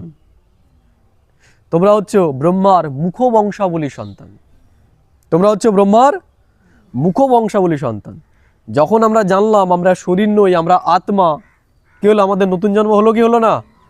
আমাদের নতুন জন্ম হলো। আগে আমরা জানতাম কি আমি কে? আমি শরীর। এখন আমরা জানলাম কি? আমি আত্মা। তাহলে শরীর থেকে আমাদের মৃত্যু হয়েছে, তাহলে এটা আমাদের কি? এটা আমাদের নতুন জন্ম। তাহলে এই যে আমরা নতুন জন্ম পেলাম ব্রহ্মার মাধ্যমে, তাহলে ব্রহ্মা কি হয়ে গেল? মিডল ম্যান, ওই দাদার মতো, তাই না? পরমাত্মা আর আত্মার মধ্যে মিডল ম্যান হচ্ছে ব্রহ্মা। ব্রহ্মার শরীর ছাড়া সে আমাদের জ্ঞান দিতে পারতো না। তো বলছে এ হচ্ছে প্রজাপিতা ব্রহ্মা, আমি এখন এর মাধ্যমে তোমাদেরকে জ্ঞান শোনাবো। কি? এই দানব থেকে দেবতা হওয়ার জ্ঞান। যে তোমরা দানব হয়ে গেছো, এই দানব থেকে তোমরা কিভাবে আবার দেবতা হবে, এই জ্ঞানটা এর মাধ্যমে আমি তোমাদেরকে শোনাবো। তোমরা যারা এই জ্ঞান শুনবে তারাই কি হবে? দানব থেকে দেবতা হয়ে যাবে। ঠিক আছে? এবার দেখি কতটা সত্য, কতটা মিথ্যা। আমাদের শাস্ত্রে বলা হয়েছে 4 জাতিতে আমাদের সমাজকে ভাগ করা হয়েছে। কি কি? 4টে জাতিতে, 4টে বর্ণে। কি কি বলো? তোমরা বলো। হিন্দু ধর্ম কি 4টে বর্ণে ভাগ করা হয়েছে। কি কি বর্ণ? ব্রাহ্মণ, ক্ষত্রিয়, বৈশ্য আর শূদ্র। ব্রাহ্মণ কারা জানো? ব্রাহ্মণ কারা? যারা পুজো করে। কেন এরাই পুজো করে কেন? এরও অলৌকিক রহস্য আমরা জানবো যে এরাই করে কেন, আমরা করতে পারি না কেন? আমরা করলে হয় পুজো? হয় না তো।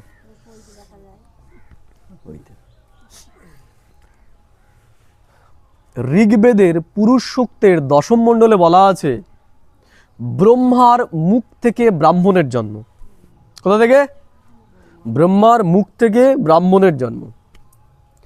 বাহু থেকে ক্ষত্রিয়ের, বাহু থেকে ক্ষত্রিয়ের।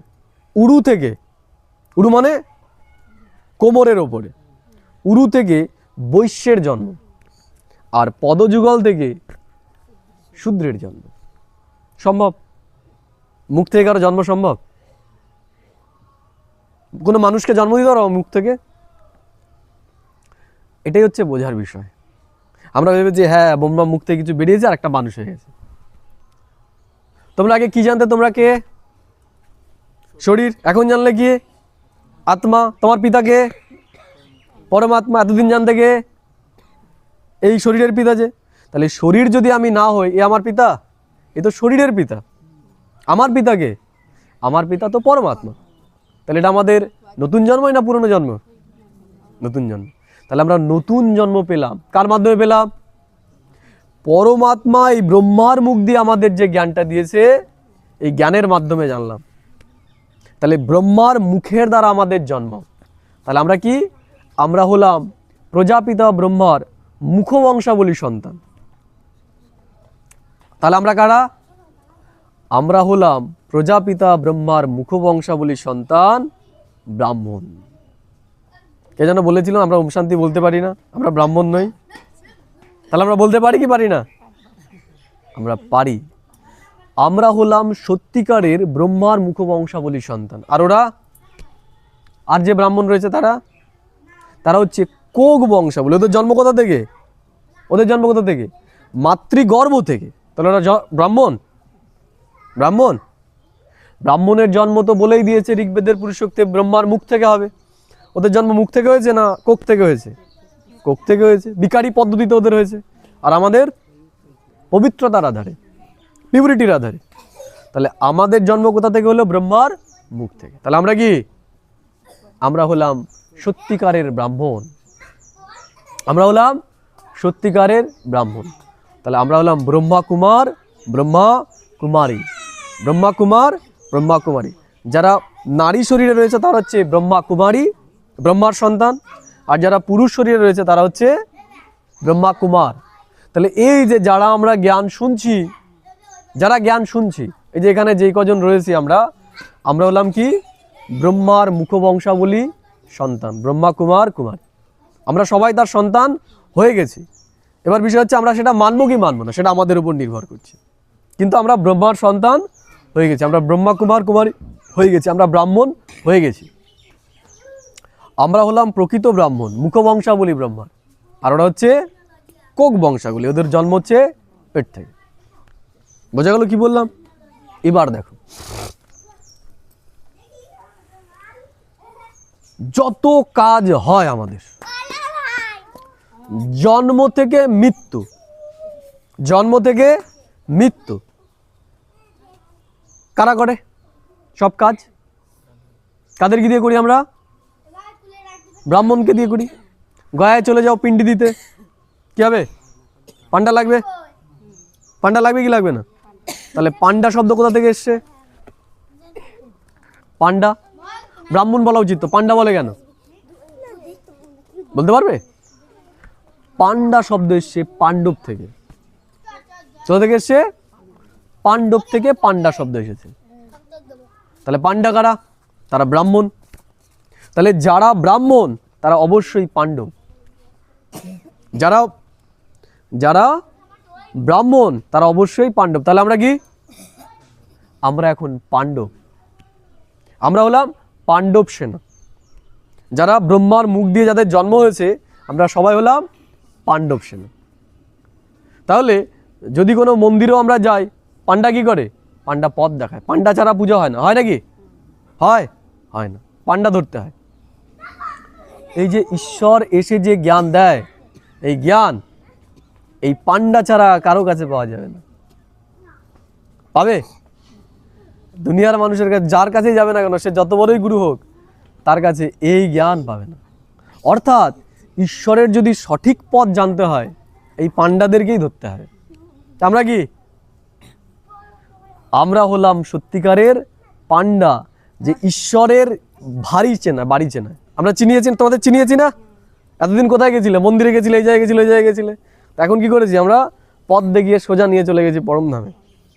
আমরা কি হলাম তাহলে? পান্ডা হলাম কি হলাম না? তাহলে আমরা হচ্ছে সত্যিকারের পান্ডা। তা তোমরা কি? তোমরা এখন পান্ডা হয়ে গেছো। এই যে যখন এটা জেনে গেলে যে আমরা প্রজাপিতা ব্রহ্মার মুখবংশাবলীর সন্তান, আমরাই হলাম সত্যিকারের ব্রাহ্মণ, আমরাই হলাম পাণ্ডব, বোঝা গেল? তখনই হয়ে গেলাম আমরা পান্ডা। অর্থাৎ ঈশ্বরের পরিচয় আমরা জেনে গেছি, আমাদের ঘরের পরিচয় আমরা জেনে গেছি, আমরা নিজের পরিচয় জেনে গেছি, এবং আমরা কোথা থেকে এসেছি, কবে যাব, সেগুলো আমরা জেনে গেছি। তাহলে আমাদের অজানার থাকলো কি? অজানার কিছু আছে?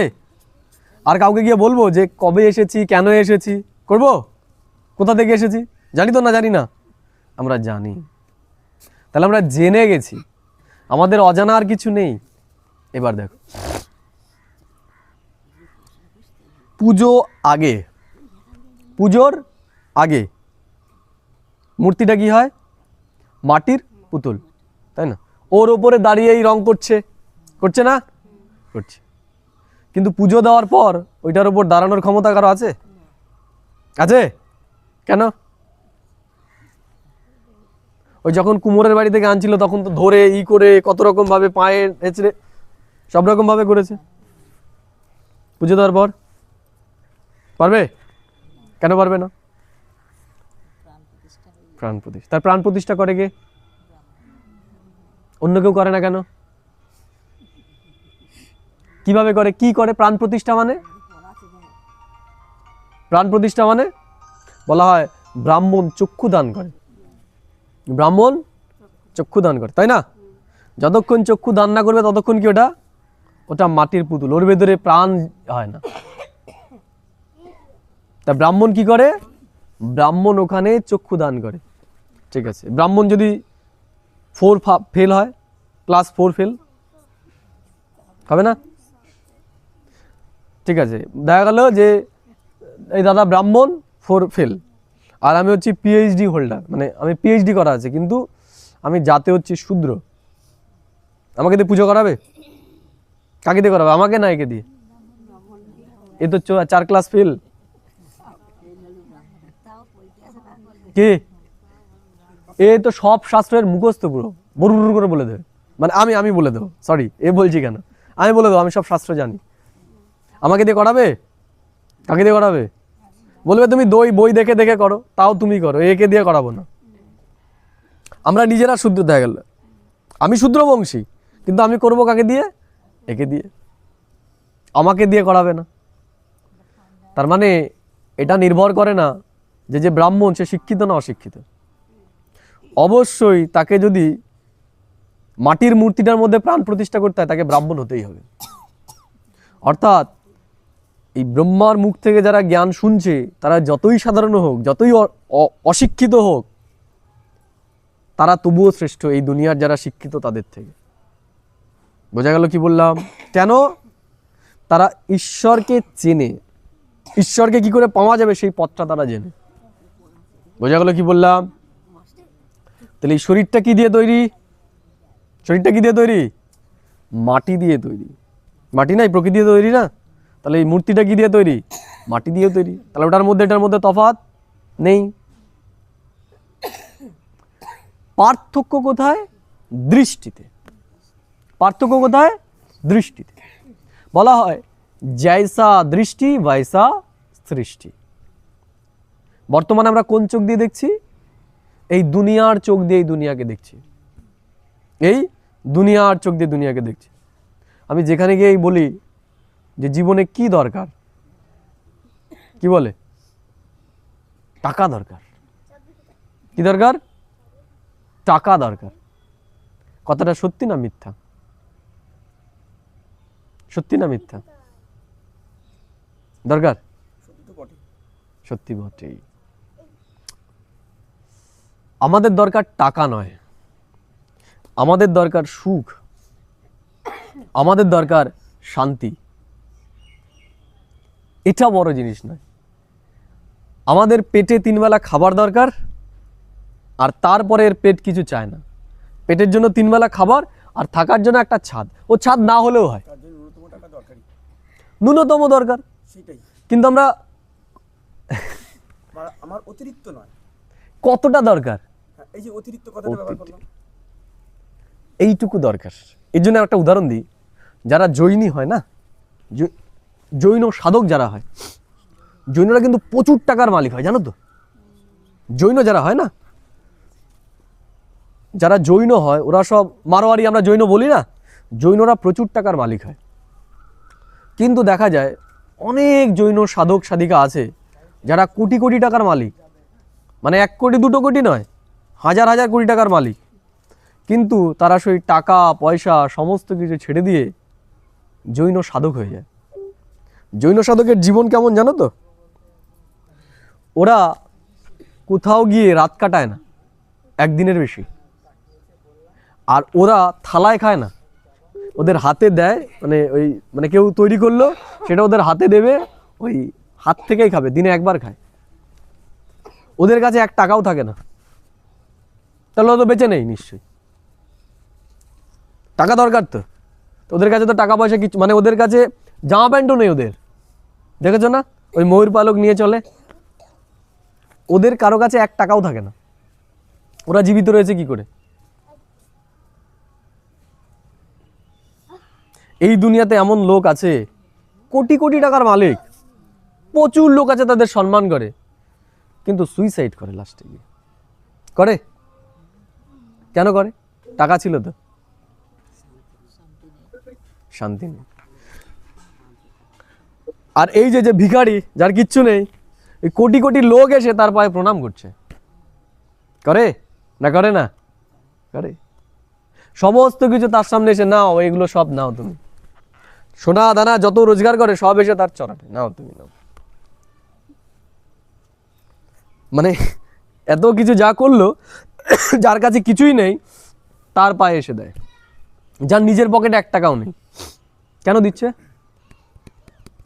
এর কাছে এমন কিছু আছে যেটা ওদের কাছে নেই, যার জন্য ওরা এসে চরণ স্পর্শ করছে।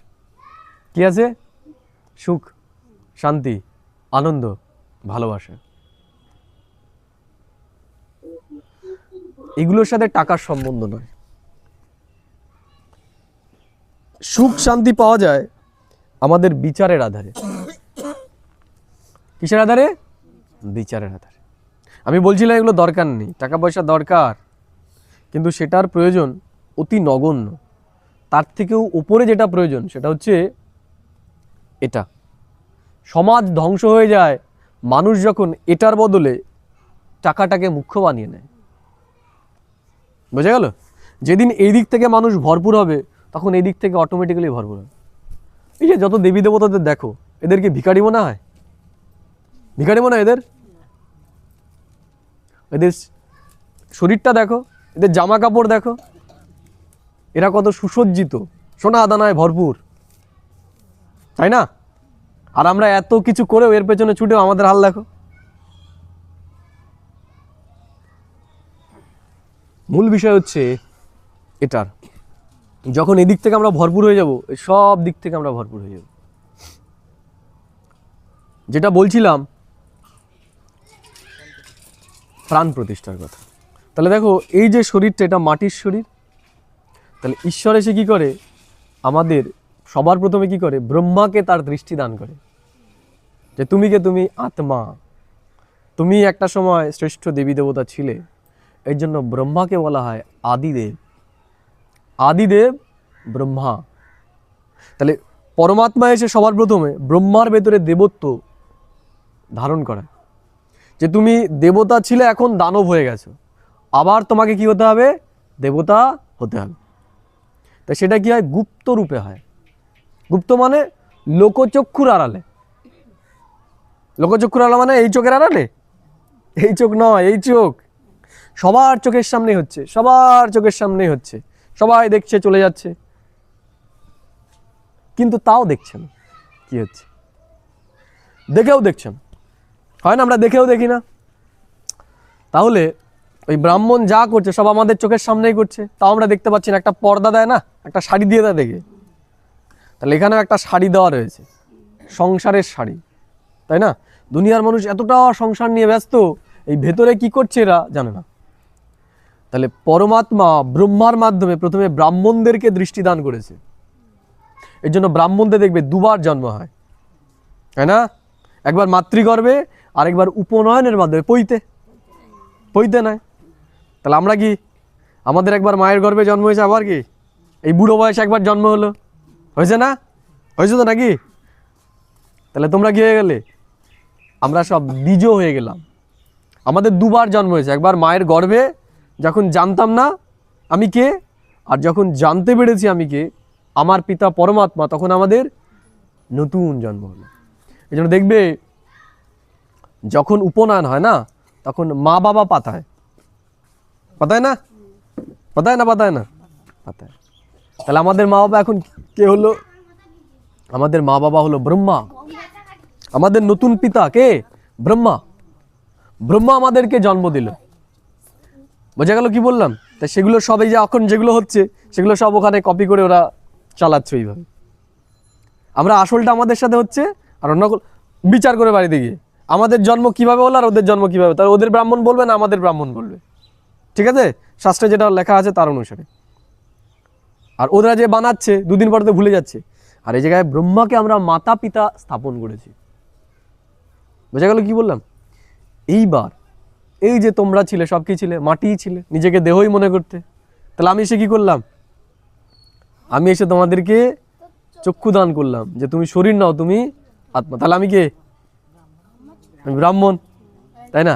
ওই চালও দিলে, পয়সাও দিলে, আবার ফলও দিলে সেদিন। তোমরা অজান্তেই কি আমাকে ব্রাহ্মণ বানিয়ে দিয়েছো। তাহলে আমি কি? আমি ব্রাহ্মণ। আমি এসে কি করলাম? তোমাদেরকে দৃষ্টি প্রদান করলাম, যে তুমি শরীর নাও, তুমি আত্মা। তোমাদের এই চোখটা আমি কি খুলে দিয়েছি। তাহলে কি হয়ে গেল? এই মাটির মূর্তিতে কে গেল? প্রাণ প্রতিষ্ঠা হয়ে গেল। এবার প্রাণটা কতক্ষণ বাঁচিয়ে রাখবে সেটা এদের উপর নির্ভর করছে। কোনো কোনো আছে না ঠাকুর, দেখবে ওই রাতে পুজো করে রাতেই আবার ডুবিয়ে দিচ্ছে, হয় না? তাহলে কারা? ওই যে এখানে একদিন কেউ শুনেছে, দুদিন কেউ শুনেছে, এখানে 7 দিন কেউ শুনবে, মানে পুরো আলোচনাটা শুনবে, শুনে কি করবে? ওই জলে গিয়ে ডুব দেবে, ওকে আর খুঁজে পাওয়া যাবে না। আবার কিছু থাকবে যাদের সারা বছর পূজা হবে, হয় না? তাদের পাথরের মূর্তি, তাদের মানে ওই একবার যে প্রতিষ্ঠিত হয়েছে, প্রত্যেক বছর একবার করে হয়, প্রাণ প্রতিষ্ঠা হয়, নতুন করে পূজা হয়, ওই একবারেই চলে। ওই যে রাম মন্দিরে রামকে স্থাপন করেছে, ওকে কি ডোবাবে নাকি? ডোবাবে না, ওর রেগুলার পূজা হবে। আর ওই যে শ্মশানকালী, ই কালী, তাদের ও রাতে আনবে, রাতেই ডুবোবে। তাহলে এখানেও আমরা তো সবাই দেবতা হয়ে গেছি, মানে কি আমাদের প্রাণ প্রতিষ্ঠা হয়ে গেছে। তাহলে কেউ ওই যে কালী হব।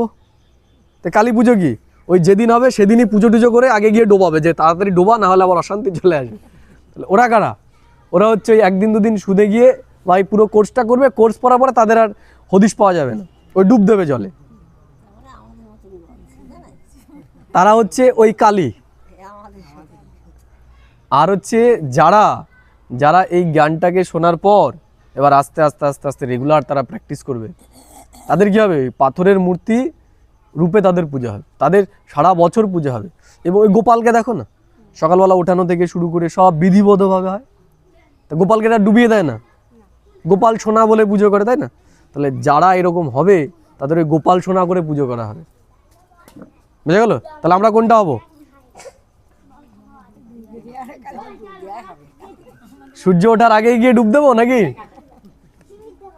না, আমরা যদি চাই যে আমরা এপার থেকে ওপারে যাব, তাহলে এই যে আমরা আলোচনাটা শেষ করব, এর পরেও যেন এটা আমরা শুনি। কারণ এই দুনিয়া আমরা দেখব, সামনের আলোচনায় আমরা দেখব যে যেই দুনিয়াকে দেখছি এই দুনিয়া আর বেশি দিন থাকবে না, এই দুনিয়া আর বেশি দিন থাকবে না। কারা বুঝবে? যারা এই চোখ দিয়ে দেখবে। আর যারা এই চোখ দিয়ে দেখবে তারা দেখবে বেশ ভালোই তো চলছে এখনো। তাহলে ঈশ্বর আমাদের এখন দিব্য চোখ দিয়ে দিয়েছে। আমরা কি, আমরা জেনে গেছি আমরা ব্রাহ্মণ, আমরাই পাণ্ডব। এই যেমন আমি এসেছি পাণ্ডা, তোমাদেরকে পথ দেখাতে যে যেতে হবে। যেমন আমরা পাণ্ডা, তেমনি আমরা ব্রাহ্মণ, আমরা ব্রহ্মার সন্তান, আমরা হচ্ছি সত্যিকারের ব্রাহ্মণ।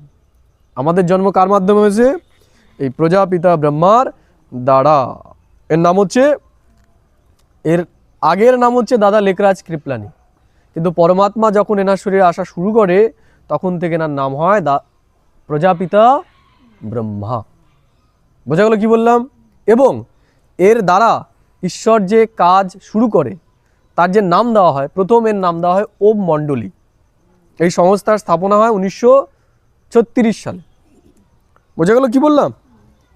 প্রথমে এর নাম হয় ওম মণ্ডলী, পরবর্তীকালের নাম দেওয়া হয় প্রজাপিতা ব্রহ্মাকুমারী ঈশ্বরীয় বিশ্ববিদ্যালয়। অর্থাৎ এটা হলো বিশ্ববিদ্যালয়, বিদ্যালয়। তাহলে বিদ্যালয় কি হয়? বিদ্যালয়ে পড়াশোনা হয়। পুজো পুজো হয় নাকি? পুজো হয়? পুজো হয়। বিদ্যালয়ে পড়াশুনো হয়, খাতা পেন এগুলো। তারপরের দিন থেকে কি নিয়ে আসবে? খাতা পেন নিয়ে আসবে, যেটা পয়েন্ট মনে হবে সেটা লিখে নেবে। এটা মুখ্য পয়েন্ট। কারণ আমরা এখন কি করব? আমরা এখন পড়াশুনো করব। কারণ পড়াশুনো আধারেই কোনো পথ পাওয়া যায়। পড়াশুনো করলেই তো কোনো পথ পাওয়া যাবে। কেউ বড় করে লোক সরস্বতী পুজো করলো আর সারা বছর কিছু পড়লো না, আর বলল এবার চাকরিটা আমিই পাবো, হবে? তাহলে কি করতে হবে? তার জন্য পড়াশুনো করতে। তাহলে ঈশ্বর যদি বলে যে এই দুনিয়ার মানুষকে আমি দেবী দেবতা বানাবো, তার জন্য কি করাবে? পড়াশুনো করাবে, নাকি ওই বাতাসার লোভে আর 5 ফলের লোভে সে করে দেবে? সে বলে যে তোমাদের বিধি অনুসারে পড়াশুনো করতে হবে। কারণ এই দুনিয়ার সিস্টেমে এটা, কাউকে যদি উকিলও দেয় তার জন্য পড়াশুনো করতে হবে। আর যদি পড়াশুনো না করে তাহলে সে এইরকমই হবে, তাই না? মনে করো তুমি কোন ডাক্তারকে দেখাবে? যে ডাক্তার পড়াশুনো করে ডাক্তার হয়েছে তাকে, নাকি যে পড়াশুনো না করে টাকা ঘুষ দিয়ে চাকরি পেয়েছে তাকে? কোন ডাক্তার দেখাবে? যে পড়াশুনো করে করেছে তাকে। তাহলে কোন দেবতার দুনিয়ায় তুমি যাবে? যারা পড়াশুনো করে দেবতা হয়েছে তারা, নাকি ঘুষ দিয়ে যারা দেবতা হয়েছে তার দুনিয়ায় যাবে? কার দুনিয়ায়? পড়াশুনো। তা ঈশ্বর বলে তোমাদের এই কলিযুগে ঘুষ চলে, ওই দুনিয়াতে ঘুষ চলে না। ওই দুনিয়াতে যারা যোগ্য হবে তারাই, এর জন্যই তো এর নাম সত্য যুগ, আর এর নাম মিথ্যা যুগ। এখানে যত মিথ্যা, তাই না? দেখবে মন্ত্রীরা যত উল্টো পাল্টা বলবে তারা তত ভোট পাবে, আর যে সত্য কথা বলবে তাকে ভোট দেবে না কেউ।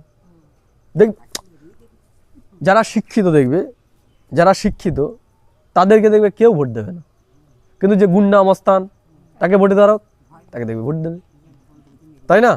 তা বলছি এটা কলিযুগে চলে, ওই যুগে চলবে না। তাহলে ওই যুগে যেতে গেলে কি করতে হবে? পড়াশুনো করে তারপর তোমাকে যেতে হবে। এর জন্যই তো আমরা দেখি যারা ব্রাহ্মণ তাদের পড়াশোনায় অগ্রাধিকার, তাই না? কারণ এই যে আমরা করেছি, আমাদের নামে ওদের চলছে।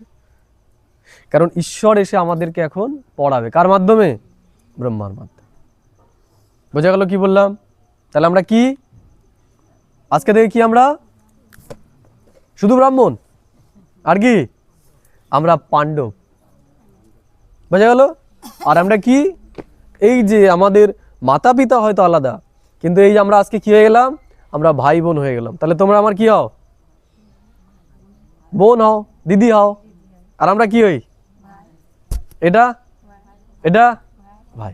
তাহলে আমরা এক পরিবারের হয়ে গেলাম, আমরা আলাদা পরিবারের নয়। আমাদের রক্তের সম্পর্ক না, আমাদের আত্মিক সম্পর্ক। কোনটা শ্রেষ্ঠ, রক্তেরটা নাকি আত্মিকটা? আত্মার সাথে আত্মার যে সম্পর্ক সেটা শ্রেষ্ঠ। আমরা বলি না ওর সাথে আমার সাথে আত্মায় আত্মায় মিল, রক্তে রক্তে মিল বলি নাকি? রক্তের সম্পর্কের থেকেও শ্রেষ্ঠ সম্পর্ক হচ্ছে আত্মার সম্পর্ক। তাহলে তোমাদের সাথে আমার কি সম্পর্ক? আত্মার সম্পর্ক। রক্তের সম্পর্ক কতদিন চলে? একটা জন্মই। আর আত্মার সাথে সম্পর্ক জন্ম জন্ম। আমরা আসি কেন? এরা আসে কেন? এরা বলে যে ওখানে গিয়ে আমার খুব ভালো লাগে। এটা তো চাকরি করে বড় মাপের। আর কাকুকে আমি চিনি না, এখনো পরিচয় পুরো পাইনি, আজকে এসেছি, আস্তে আস্তে কথা হলো। দাদাও চাকরি করে। তাহলে এরা আসছে কেন? এই যে ভাঙা রাস্তায় দিক দিয়ে, কারণ এখানে আমাদের আত্মিক সম্পর্ক রয়েছে। ঠিক আছে? ওই আমার যে মাসি বাড়ি, ওই যেখানে যাই বিজয়দা বাড়ি, ওখানে আমার মাসি বাড়ি। মাসি বাড়িতে আমি যাই না প্রায় 2 বছর হয়ে গেছে, মানে গেলে পরেও কি ওই 10 মিনিটের বেশি না, কিন্তু আমি বিজয়দার বাড়িতে রেগুলারই যাচ্ছি। তাহলে মাসির সাথে আমার সম্পর্ক কিসের? রক্তের। আর বিজয়দার সাথে তোমাদের সাথে আমার সম্পর্ক আত্মার সম্পর্ক। তাহলে কোনটা শ্রেষ্ঠ? মাসি আমাকে বলে কুল নিয়ে যা, এই নিয়ে যা, তাও নিয়ে যেতে পারে না। আর এখানে চলে আসছি, কেন আসছি? কারণ এখানে আত্মার সাথে আত্মার সম্পর্ক। আর এটা একটা জন্মের সম্পর্ক নয়, আমাদের আমাদের জন্ম জন্মান্তরের সম্পর্ক। সেটাই আমাদেরকে টেনে নিয়ে এসছে এখানে, বুঝা গেল? এবার যার যত দিনের বেশি হবে সে তত বেশি টানবে। তোমাদের সাথে আমার যদি বেশি দিনের সম্পর্ক হয় তাহলে তোমরা আমাকে বেশি করে টানবে, আর সম্পর্কটা অনেক দিন থাকবে। আর যদি 2-1টা জন্মের হয় তাহলে কিছুদিন পরে আসা বন্ধ হয়ে যাবে, তাই না? সেটার প্রমাণ পাওয়া যাবে সামনেই যে আমাদের সম্পর্কটা কতটা আত্মার সম্পর্ক। ঠিক আছে? তাহলে আজকের জন্য এটুকুই। তাহলে আজকে আমরা কি জানলাম? আমরা কে? আমরা সব ব্রাহ্মণ। আমরা এক প্রজাপিতা ব্রহ্মার সন্তান, পরমাত্মার সন্তান। আমরা ব্রহ্মা কুমার, ব্রহ্মা কুমারী। ঠিক আছে? তাহলে আমরা কিছু সময় একটুখানি চিন্তা করব, যেগুলো আমরা শুনলাম সেগুলো নিয়ে।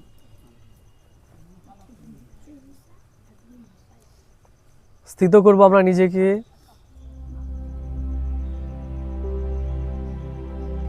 ভ্রুকুটি সিংহাসনে, এবং আমার দিব্য নয়ন আমি খুলব, যেই নেত্র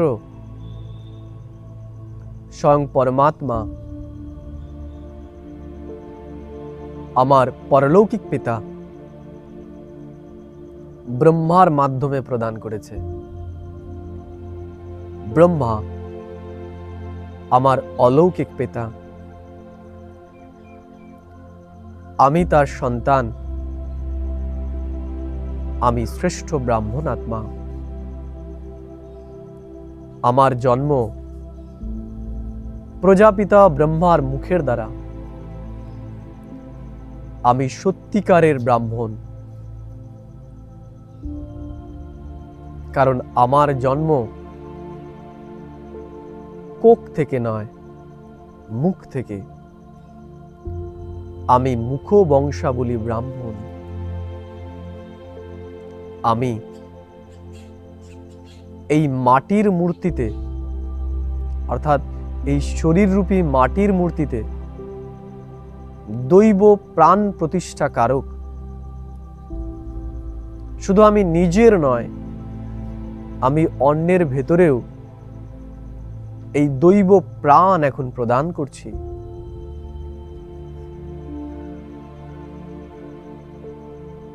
অনুভব করি আমি প্রজাপিতা ব্রহ্মার সন্তান, আর এই পুরো ব্রাহ্মণ পরিবার আমার পরিবার, কারণ আমরা সকলেই প্রজাপিতা ব্রহ্মার মুখবংশাবলী, ব্রহ্মা কুমার কুমারী। আমি এই বেহদের পরিবারের, বেহদ মানে এই পুরো বিশ্ব আমার পরিবার, পুরো ব্রাহ্মণ পরিবার আমার পরিবার। আমি বেহদের পরিবারের। এখন ত্রিবেণী সঙ্গম হয়েছে, যেখানে আমি আত্মা জ্ঞান নদী, পরমাত্মা জ্ঞান সাগর এবং ব্রহ্মা এই তিনের মিলন। এটাই সেই সত্যকারের কুম্ভ, যেখানে ত্রিবেণী সঙ্গম হয়েছে, আত্মা পরমাত্মা এবং ব্রহ্মা। ব্রহ্মা যে মিডলম্যান,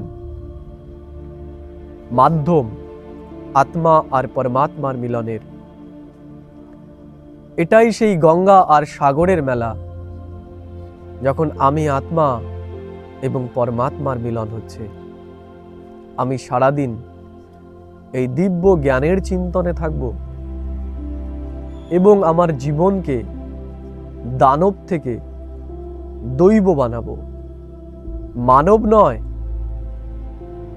দানব থেকে দৈব। কারণ দিব্যতা আমাদের কর্ম এবং চিন্তনের উপর নির্ভর করে। দৃষ্টি পরিবর্তনের আধারেই সৃষ্টি বদলাতে চলেছে।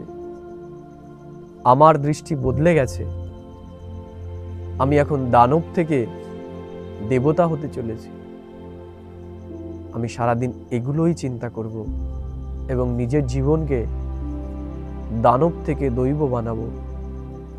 ওম শান্তি, ওম শান্তি, ওম শান্তি।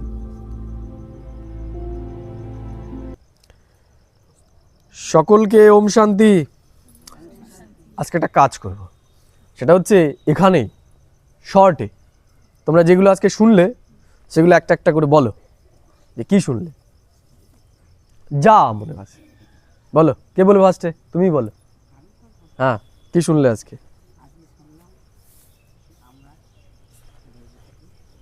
হ্যাঁ,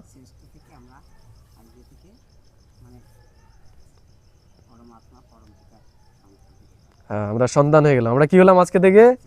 ব্রাহ্মণ হয়ে গেলাম, তাই না? সত্যিকারের ব্রাহ্মণ। বলো, এক পয়েন্টই বলতে পারো, যার মনে না থাকবে হয়ে গেল না, মুখ থেকে বলতে হবে। মানে একই পয়েন্ট যদি কারো মনে হয় যে হ্যাঁ ওম শান্তি।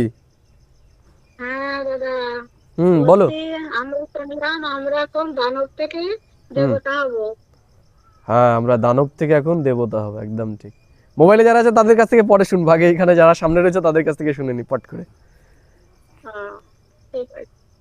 ঠিক আছে। হ্যাঁ, আপনার কাছ থেকে তো শুনে নিলাম, বাকিদের কাছ থেকে পরে শুনবো। বলো, তুমি বলো। এই যে আলাদা পয়েন্ট বললে তো, তাই না? ব্রহ্মার মুখ থেকে আমাদের জন্ম, আমরা কি ব্রাহ্মণ? বলো, তুমি বলো।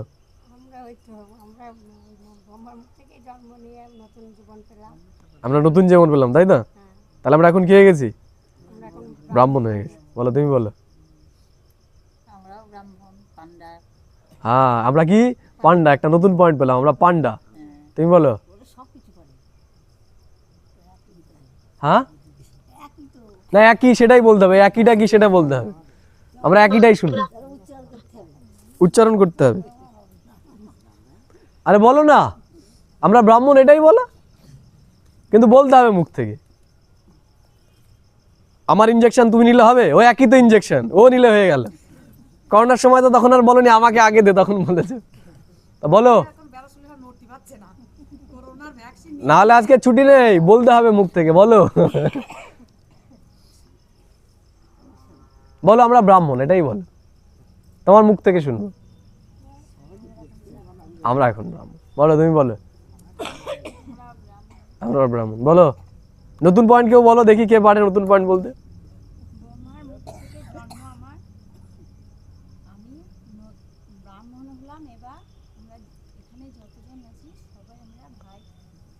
হ্যাঁ, তাহলে আমরা সবাই কি হয়ে গেলাম এখন? ভাই বোন হয়ে গেলাম। বলো, তুমি বলো। ওই যে মুখ লুকিয়েছে যে সে, বলো তাড়াতাড়ি তাড়াতাড়ি, রাত হয়ে যাচ্ছে কিন্তু, আমাদের লেট হয়ে যাবে যেতে। বলো না, আজকে না, পরে একদিন নিয়ে আসবো, সেদিন। আজকে আরেক জায়গায় ক্লাস আছে তো। বলো তাড়াতাড়ি বলো, আমরা আরেক জায়গায় যাবো। বলো বলো বলো, তাড়াতাড়ি বলো। ব্রাহ্মণ, এটা বলো, বলো তাড়াতাড়ি। হ্যাঁ ব্রাহ্মণ, হ্যাঁ বলো, তুমি বলো। বলো, তোমাকে বলছি। ওই ব্রাহ্মণ বলো।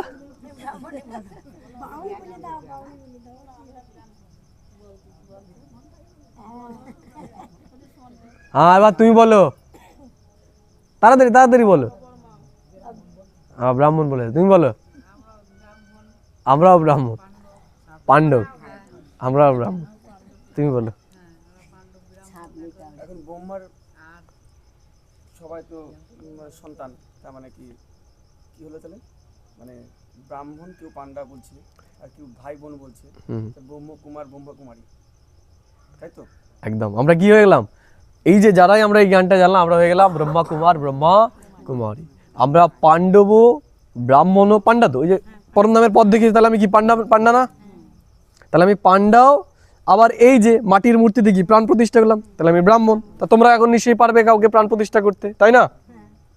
তো তোমাদেরও কি উপনয়ন হয়ে গেল, আজকে উপনয়ন করিয়ে দিলাম, তাই না? তাহলে আমরা ব্রাহ্মণও, পান্ডাও, আবার ব্রহ্মা কুমার কুমারী। তুমি বলো।